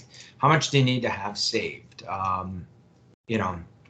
How active are you in the management of that portfolio? How do you, once we know what they're doing with their assets and how they deploy it, then we can start to build out things, right? But we just want to get down to asking questions to understand people's roles and things and what they value. And I think that's one of the most important things is if you can understand what somebody values and how they deploy their assets, we can figure out whether we're meant to do business together very quickly, right? Because I always say I'm not for everybody and everybody's not for me. And I think that should hold true with you and your practices. So what happens to a business when they retire, when the business owner retires? Are you going to achieve those goals? What do you want to have happen when you retire? So some people want to sell the business. Some people, they want the family to take it over. It's just a good way to get into that conversation. This is a question that I learned from one of my friends and mentors. If what you thought to be true about your business plan turned out not to be, when would you want to know that? And this question works for a lot of different things, but if what you thought to be true about your financial planning and your financial plan, your retirement plan turned out not to be, when would you want to know that? And there's really only one answer to that, right? It's right away. So, good little question to get in there and start asking about, is this a business or is this a practice? So, and there is a difference between the two, right? So if you don't show up here for the next 6 months, will this still be here, right? Or is everything reliant on you? And so a lot of times people think that their business is worth a lot until they realize that they are the business. So obviously we want to get them thinking of things that they can set up so that way they can maximize their value. And it probably dovetails nicely with what their accountant has been telling them, right? The other thing too is the more you help a business succeed, the more business there typically is for you to do. I stole this one from a Jim Collins book, Built to Last. So I like to ask people, is your business built to sell or built to last? It just brings up the idea of, are we looking to pass the torch to the next generation? And if so, we know that lots of planning and care needs to go into that because we don't want to see the old adage of shirt sleeves to shirt sleeves in 3 generations. There really is only a couple things that's going to make sure that that doesn't happen. And that is that 1, your business has strong practices and isn't fully reliant on you. And 2, that there's enough liquidity on hand at any point that, the business will never have to really suffer unless, of course, the market shifts on it altogether, right? Which hopefully they're keeping their eye on that. Do they intend to sell it to a third party? What does that mean? And we're going to look at, when we go through all the case studies, or when we go through all the modules in that, and looking at the case study, we're going to see some of the cool things that can happen if we're going to sell to a third party. But the interesting thing is when you ask about this, sometimes you'll find out that there's no way they would turn the business over to the kids. Or they might have the kids in the business and they're planning to sell the business to the kids because maybe they know Tom Deans, and Tom Deans is very big on don't just give your kids the business, sell them the business. The interesting thing I come across is a lot of talking about succession is they might have the kids working in the business, but they haven't talked about how the succession transfer of shares is going to happen. And sometimes the kids are getting frustrated along the way, especially I find with millennials, it happens, right? Like the parents are used to working in the old school mentality of it'll get turned over when it gets turns over. But millennials tend to be a little bit less inclined to want to hang around. So we want to make sure that they hang around, one. And two, if they're adding massive value to the corporation, doing that estate freeze early on can be beneficial if the kid really has an eye on where they want to take the business. So every business is different. We just need to have that conversation. But if they're looking at selling the business, if I was the kid and I was driving massive value and driving massive results and pushing up the values of that company, I certainly wouldn't want it to be a scenario that I had to buy that business from my parents down the road when I'm the one inflating my purchase price. So, this leads to a lot of really cool conversations and planning that can happen. And so we want to get this out as we move along. A lot of people don't know what's going on. That's the reason why there is a lot of businesses out there that don't have formal plans. Does the business have enough liquidity on the hand if the founder passes away? Always a good question to bring up here, because a lot of people haven't thought this far ahead, right? People don't tend to want to go to the worst case scenarios. People always want to outrun death and outrun disability, right? Just doesn't always happen. And so we need to talk about that. What would happen if they became disabled? What would happen if they had cancer? What would happen if they passed away? Does the business have a succession plan in place? What I will, obviously, if they do, great. Is it formal? Is it in writing? Or is it residing up in your head? You want to find out all that stuff. Did they do an estate freeze? Could they benefit, or could they have a good impact from an estate freeze? If they did a freeze, and the value of their business has dropped because of COVID, is this a good time to maybe consider doing a refreeze? Once again, if what you thought to be true about your business planning turned out not to be, when would you want to know that? There is part of your packages, right? If you're going to be going after, businesses in their mature phase, should be a lot of banks have done great studies on succession planning. Go out and get yourself a copy of those studies, right? Like there's probably some info that you can steal out of that and wrap that around with some marketing pieces and then drive that forward with all the intel of what you know about that client. And if you can create a nice enough package, maybe, once the accountants know who you're in business for, that you have a higher success on getting referrals than that if you have a lot of good info behind you and you have a lot of good marketing to help get you in front of people. Is this a family-run business? First off, what is a family-run business? So find out what that means to them. Maybe it's a bunch of siblings that started a business. What you want to find out is everybody's roles in that, obviously. But if it is a traditional family-run business, mom and pop and kids, if you passed away last night, who's going to own the business? Who's going to control the business? Who's going to run the business? Is their kids not involved in the business? All of that fun stuff, and that stuff for equalization will come up soon enough.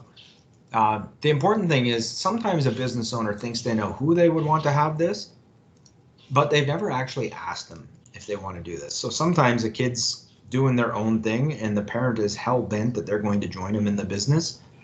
And they may be in for a rude awakening if they've never really had that discussion to say, like, if something happened to them, I'd come in and help, but that's not where I want to be. Or, hey, I wouldn't do that. I'd help them sell the business or something.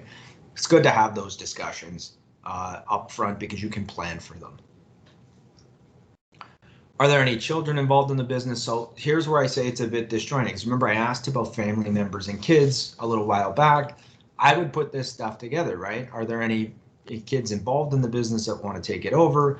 What are their goals for the business? Can they articulate a 5-year plan for the business? If they can't, then you've got a kid that's probably interested, but maybe not as committed, or really hasn't been shown the way to drive that business forward. And that can become a very big gamble for that family. So we want to make sure that, we have enough liquidity on hand and we have enough training and everything on hand that business has a good chance on surviving. With kids, you also want to find out, where do they live? People have the notion and the idea that their kid that moved to California is moving back to Toronto to run the business. and they couldn't be more wrong, right? So want to find out what their involvement is and where they live. For any kids not involved with the business, this leads to equalization. You know, you want a copy of the will or the wills if they do have a corporate will. You know, because you want to make sure that, you know, equalized does not mean equal, but you want to make sure that those kids are taken care of, so that way we don't end up with familial disputes and families that don't talk to each other. And we know that's quite common within high net worth families and business owner families, because if things aren't articulated well, and if they aren't well thought out, we could have some problems down the road that rips the family apart. Is there a partnership here? If there is, you know, partnerships are like seesaw. One gets off, the other falls off. You know, so if we don't have this plan for, the lack of liquidity can be a really big detriment to that company's success going forward. But not only that, so not only is it a detriment for the surviving partners, but ultimately, if something happened to you, you want to have your interest divested from the company so that way your family is okay. So what we want to know is what type of buy-sell agreement it is. Is it a crisscross, corporate crisscross, share redemption, hybrid? Is there a shotgun clause? How do they feel about that? Do they understand it? Is it a mandatory purchase? There's a bunch of things that we're going to go through. And we're going to spend a good amount of time in the next session going through buy-sell agreements. And I've got some ways that I handle it, or I guess a scripted pattern that I go through when we get into buy-sell agreements. But I love buy-sell agreements. I think they're one of the most awesome places for an advisor to really show a high level of intelligence. But not only that, I find that when we do this really well, it leads to the estate planning. It leads to so much more, and it leads to adding a lot of goodwill with their professional advisors when it's done really well. And so if they do have an agreement, get a copy of it. You always want a copy of it so we can rip it apart. If you're not comfortable reading a shareholders agreement and knowing what you're looking for, you know, there's myself, there's Brian McNulty, there's probably some other professional advisors that you're used to working with that can help you. We don't look at anything from the standpoint of that we want to take over rewriting it. We will make some recommendations and usually provide a memo back on things that they may want to consider having redrafted. And that's really what we're trying to do with buy-sell agreements, is sell on behalf of the accountants and lawyers, because when we sell on their behalf and they know we're on their team, they're not trying to bring in the insurance advisor that they have a relationship with. So with the buy-sell agreement, how is it funded? Is it not funded? If it's not funded, does it have a discount amount for the buyout? You know, how secure would your partners, how secure that your partner's abilities to manage your family's financial affairs? So how secure are you that they can keep running this business while paying out your family's interest? That's really what we want to get down to here. Life insurance is obviously a cost-effective way. So, you know, we think we've got great things that we can show them here, but ultimately it's about divesting their families' financial needs and ongoing concerns from the operating business. And for the surviving shareholders, it's about giving them the business lock, stock, and barrel so they can profit in all their efforts, right?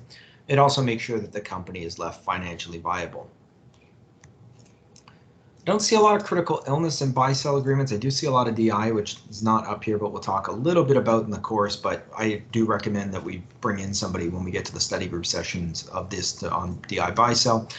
But you know, obviously, if somebody suffers from a critical illness or disability insurance, they may not be coming back to work. That may be triggering. The problem with CI is because CI triggers so early. You know, you could have somebody that has a heart attack, but they're back to work in 6 months, so they probably don't want their shares bought out. So that's why we don't see tons of it out there, but I'm not saying it's not important for it. I'm just saying that every life has about $2.5 million of total capacity of CI in the marketplace, and they're probably not maxing out their own personal use of it. So the idea that they're going to max it out in partnership agreements, just I don't see it very often. It's important, I just don't see it. So will your spouse or loved one have a source of income if the business owner dies? So, you know, just taking a look at this could be some of the stuff that actually keeps them up at night, is the personal guarantees that they've signed for, or, you know, making sure that if they pass away, how does the business wrap up, and how does my wife and my kids, you know, how are they going to live, right? Just some additional questions you can ask. We don't have to really spend too much time on this, but if you save as much in the next 5 years as you have in the last 5 years, would you be satisfied? Would you prefer to leave your spouse with something that'll take care of them or something they need to take care of? I think business owners are getting more savvy, that they realize they have the need for insurance and they need to write plans. There's a thing called the TEC, the executive chair, and what they do is they tell executives to come in and leave a box in their office, and that box says where they have their money, the divisions that they're starting up, who they would hire, if they had to replace themselves right away, who should they go talk to? And like things like, hey, there's life insurance on my life, this will give you a signing bonus for this individual, here's the sort of deal I would structure, offering shares and blah blah blah, right? So leaving somebody to try and max out and be as successful as possible, important. If you had a goose that laid golden eggs, would you insure the eggs of the goose? Obviously, that's an old one, but still a great one. And I actually seen one of my participants from another firm go and create a marketing piece off of that. And she did get it did resonate with some of her clients. So she told me she got some business out of that, which is cool. How much income do you think you need to produce in your lifetime? Do you think you will produce in your lifetime? Obviously, you're their most valuable asset. And we want to determine down how much, that person's going to need if they pass away, and how much of it their spouse would need, to keep moving forward and keep the family in the same standard of life that they've accustomed them to, right? Are there any key people in the business? So as a business starts to acquire more and they start to grow, that obviously there's key people that get brought in. What we need to do is find out who those key people are. We can have a good discussion on what the impact would be if they lost those to either sales expenses. And salespeople, by the way, the top salespeople tend to be key people in an organization. It's just, I find that a lot of people talk about this, but if they lost one of those key salespeople, what would the impact to their business be? And often you find that it's much greater than they've ever just sat down and thought about, right? And so that can lead you into that key person discussion. The great thing about that is you're getting introduced to somebody who may be also in your target market. And so there's good domino effect that happens there. How long would it take to hire a comparable replacement if something happened, if they became disabled, if they passed away? What would be the lost revenue and profits, right? So just bringing out the idea of insuring key people. Like I said, salespeople, there are always, like, if you've got one or two or three, key salespeople that are generating the majority of your revenue, if you lose one of them, it could be a massive loss to the company. And typically the loss to the company is dwarfed, the premium, for life insurance or disability insurance is dwarfed by the significant impact that losing one of them would be. So that's what we want to make sure that we're highlighting. It's a pretty easy calculation and conversation, but we're going to go through that in the next session, so I'm not going to spend a ton of time on that. We're going to cover talking about business loans and that, but you want to obviously flesh out if there's been any business loans and what the terms of those loans are. So if they've done personal guarantees against them, which you can bet anybody in the startup phase of their business is going to have to personal guarantee. Let me tell you, that's probably what's keeping them up at night in the early stages of the business. So it's not only running their business and getting it off the ground, but a lot of times it's the big sweat for what they've had to sign for from the bank and what they've had to pledge in order to get that. So nice, easy way of doing that. Ben Feldman would say, no man has a lease on life. That, we can make sure that with life insurance, we can have all of that debt replaced with cash. So that way the family, we can get them some income replacement, but we can make sure that the family doesn't lose the assets when they've just lost the patriarch of the family, or the matriarch if we're dealing with a female, obviously. So just want to understand what it is they've signed for, what it is they have outstanding, and what would happen if they passed away, like how would that get cleared?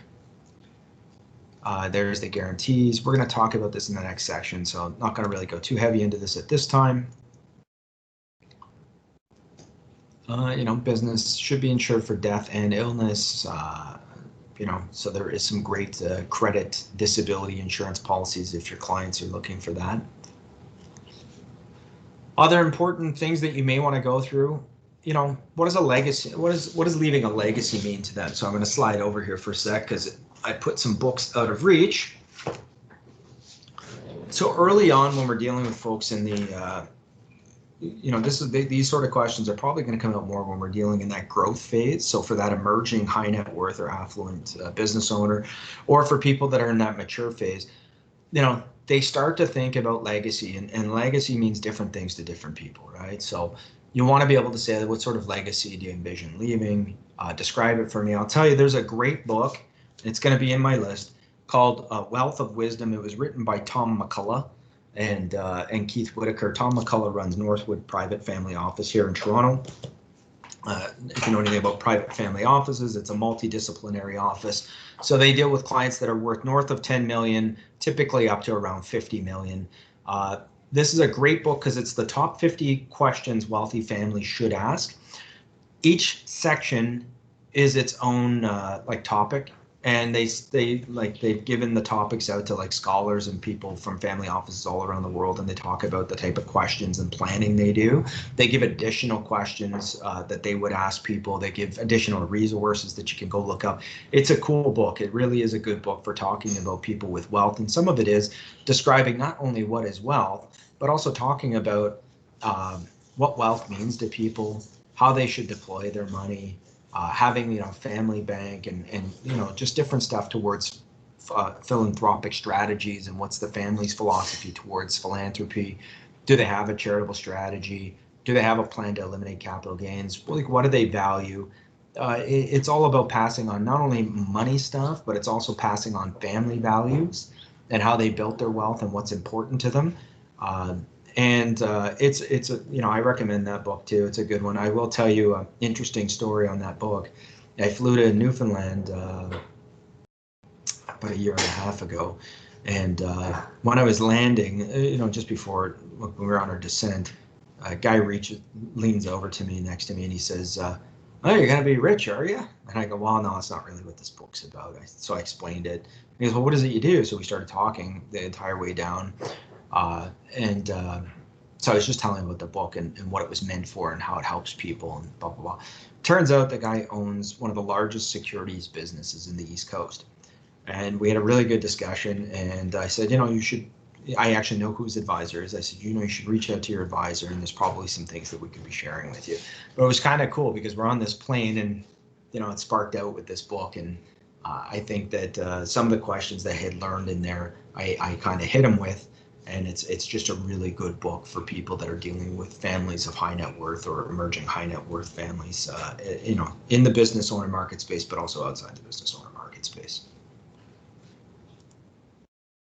And so as far as formal presentation, I'm going to come off presentation mode. And if anybody has any questions, we are 12 minutes early, which is great. And so I don't know if anybody has any questions. We want to open up for anything, if we want anything expanded. But I will tell you that the cool thing about a really good fact find that's done well that you've listened to, it leads into creating a memo, right? So I know I'm a big memo guy, but I like memos. What it does is it allows us to say to the client, this is what you said, this is what we heard, this is what we understood. Here's the planning that you've done. Maybe here's something that you've got wrong, and I can give you an example to that. I was brought out to see, I was brought out by, it's not a race-driven thing, but it was kind of funny. But it was brought out by an Asian advisor to see an Asian client. Really cool guy. He owns a bunch of Hakka restaurants, which if you know anything about Hakka, it's like a fusion of Chinese and Indian food. He owns a ton of different places and ton of different real estate opportunities.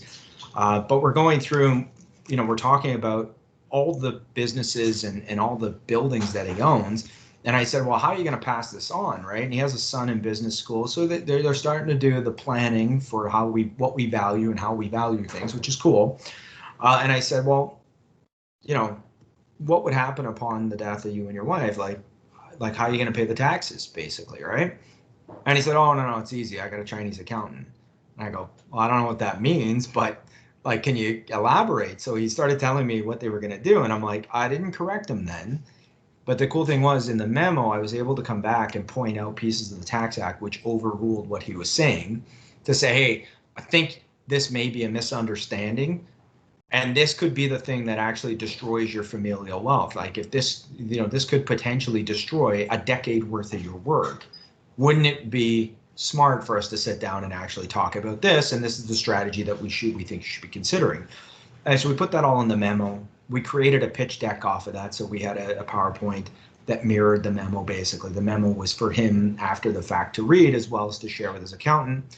The cool thing was that advisor was in the family owner market space. He had never done a corporate case before. And we closed a really nice sale, like a really nice sale with this guy who was very uninterested in owning insurance, I can tell you. But he certainly wasn't interested in having a decade of his work wiped out because he didn't really understand the rules that he was playing with. And what we ascertained was his accountant was really more of a bookkeeper than a tax planner. And so they didn't have to lose face in relationship, but we were able to put some very thoughtful planning in place. The memo became the cover letter. The cover letter became pretty much the reason why we did everything. Everything tracks back to the fact find. So when you do this part really, really well, it helps and enhances everything roll so much smoother along the way. So that's my rant on the whole fact find thing. But I think if we do it really well, it makes everything so much easier. So I will open up, and if anybody wants to come off or questions or anything. If not, Aaron, did you post the sign out sheet? I will do that right now for you guys. Cool.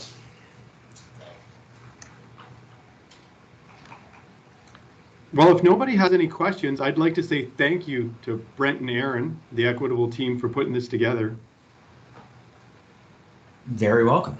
It's some great content today. I have some new books that apparently I'm going to have to read in the very near future here. So thanks for that. One other comment I guess I would make is sometimes in the past I've found it useful to challenge a business owner's notion that he wants to sell his business by just suggesting, is it sellable, and if so, to whom? Because sometimes they have a notion that their estate plan is, my wife will sell the business, that'll give her the resources. And when you challenge them on it, they quickly realize, wait, I'm not going to be able to sell this practice. Yeah, you're 100% correct. Or does their wife understand? So I love real estate because most people that own a lot of real estate, they think they can solve the problem using the same thing that created the problem. And so they'll be like, yeah, we'll just buy another property and they can sell that and pay the tax, right? And it's like, yeah, I get it, right? But the problem is who understands real estate and who can get the most out of this, right? And same thing when somebody wants their wife to sell it. I'm like, tell me about her relationship with the accountant or whoever's going to help her sell it, because it's going to be a problem right down the road. So I agree with you. Challenging is a great idea. Excellent. Thank you. Brent, there's just a question in the chat there. I just have to fix the form. I'll send it in a minute. Erica, I saw your note there.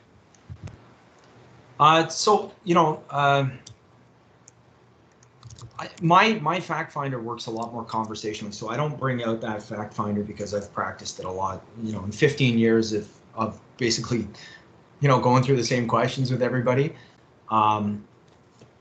It changes and it's different with everybody, right? But here's the good thing. If you do the first part, which is you get to know your people in their various stages, you're going to be able to identify quickly, is this person in their startup phase? Is this person in their growth phase, right? That starts to open up the questions you would ask them, because obviously we're not going to ask people in their growth phase about things that would go up in the startup phase, or we're not going to say to somebody in the startup phase, hey, have you thought about succession planning, when he's just trying to get, he's trying to get startup capital, like seed money for people, right? So, I think that your question time is going to go down when you can recognize the stage that somebody's in, and then from there you'll thoughtfully formulate the questions that you should be going through with them at that moment. Because if they have no kids or they're not married, you're obviously not going to ask about any of those questions or equalization or anything like that. So you need a template to go off of, but it needs to be flexible enough that you eliminate questions.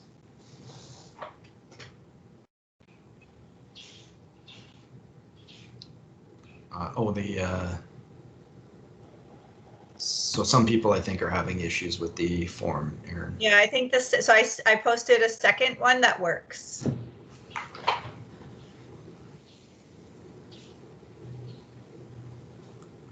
Yeah, no problems. And as I said, I'm going to send an email out to folks, and it'll have the list of books. It will have the Kickstarter guide, which talks about target marketing, and then it'll show you it'll show you an idea on how you can phase, like, do phasing in the different stages with the people that you want to target. And remember, I want to stress this: target marketing doesn't mean you're not going to sell somebody outside of that market.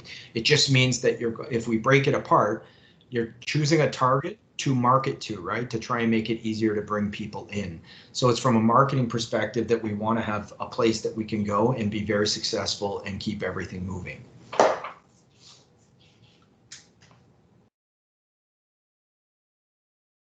And so you're going to get the Kickstarter. I'll give you the list. I'll give you the link to that guy's website. I'll make sure that he still has that presentation on there. What else is in there? Podcasts. And other than that, in between, don't feel like you have to be a stranger. If you want to talk sooner rather than later, send me a message. We can have a call. I talked after the first meeting with some folks, so happy to jump on a call with you, or a Zoom or a Teams. Brent, I have a quick question. Yes. And I saw some people ask pretty much the same question. I know with business owner, it's hard to get 15 minutes of their attention. So when you have a deep fact find like that, do you do a multi-step? You do in once, you send in advance? So once again, right? If we're trying to break their preoccupation, you're going to want to you're going to go in with your idea, right? So you're going to know what hits well within that market. So you may open up with hey, like when you know that they're in a certain market and that market values cash on their balance sheet, you're going to go in with an idea, right? But the idea is really to open up, so that way they can see your process and then give you the appropriate time, right? Or you're going to send them a series of dates, which could be small pieces of information for them to read. That's hopefully going to open up the idea of wanting them to give you time, because ultimately they got to give you the time to do the fact finder, right? Yep. But you've got to get to the point where you've got the trust that they're going to give you a half an hour or something over a coffee, a lunch, a breakfast in their office or over Zoom. So the more you know your client, the more you're going to be able to open with them better. Thank you. No problems. Do you have an intake form that can help screen prospects? Jason, you want to just maybe come off mute and just tell me like what you're talking about there, just so.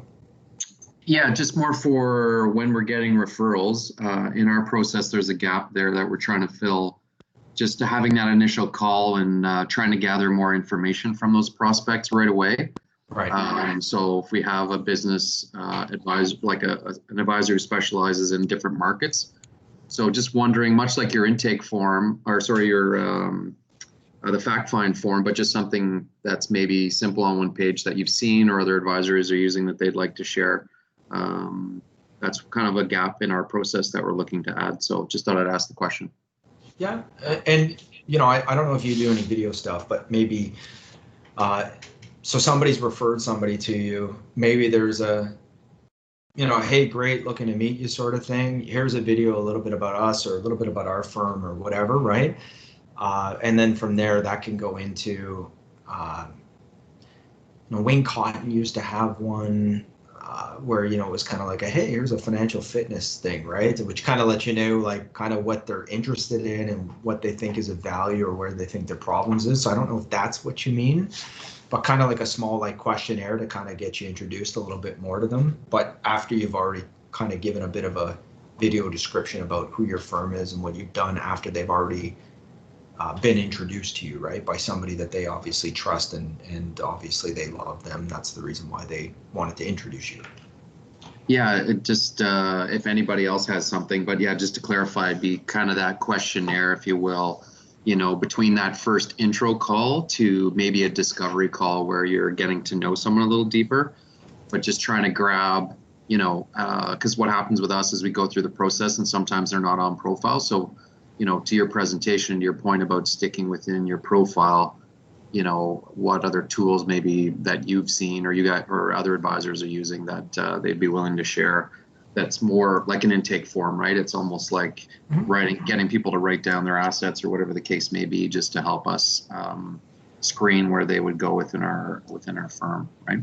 So yeah, and that's Thanks. if you're taking in a referral and that person doesn't know that stuff, right? Sort of thing where they can't give you that background or. Yeah, you got it. Yeah. I don't have anything, but you know what? That's a worthy question. I'll go on a quest to see if I can find something for that. Okay, awesome. Thanks.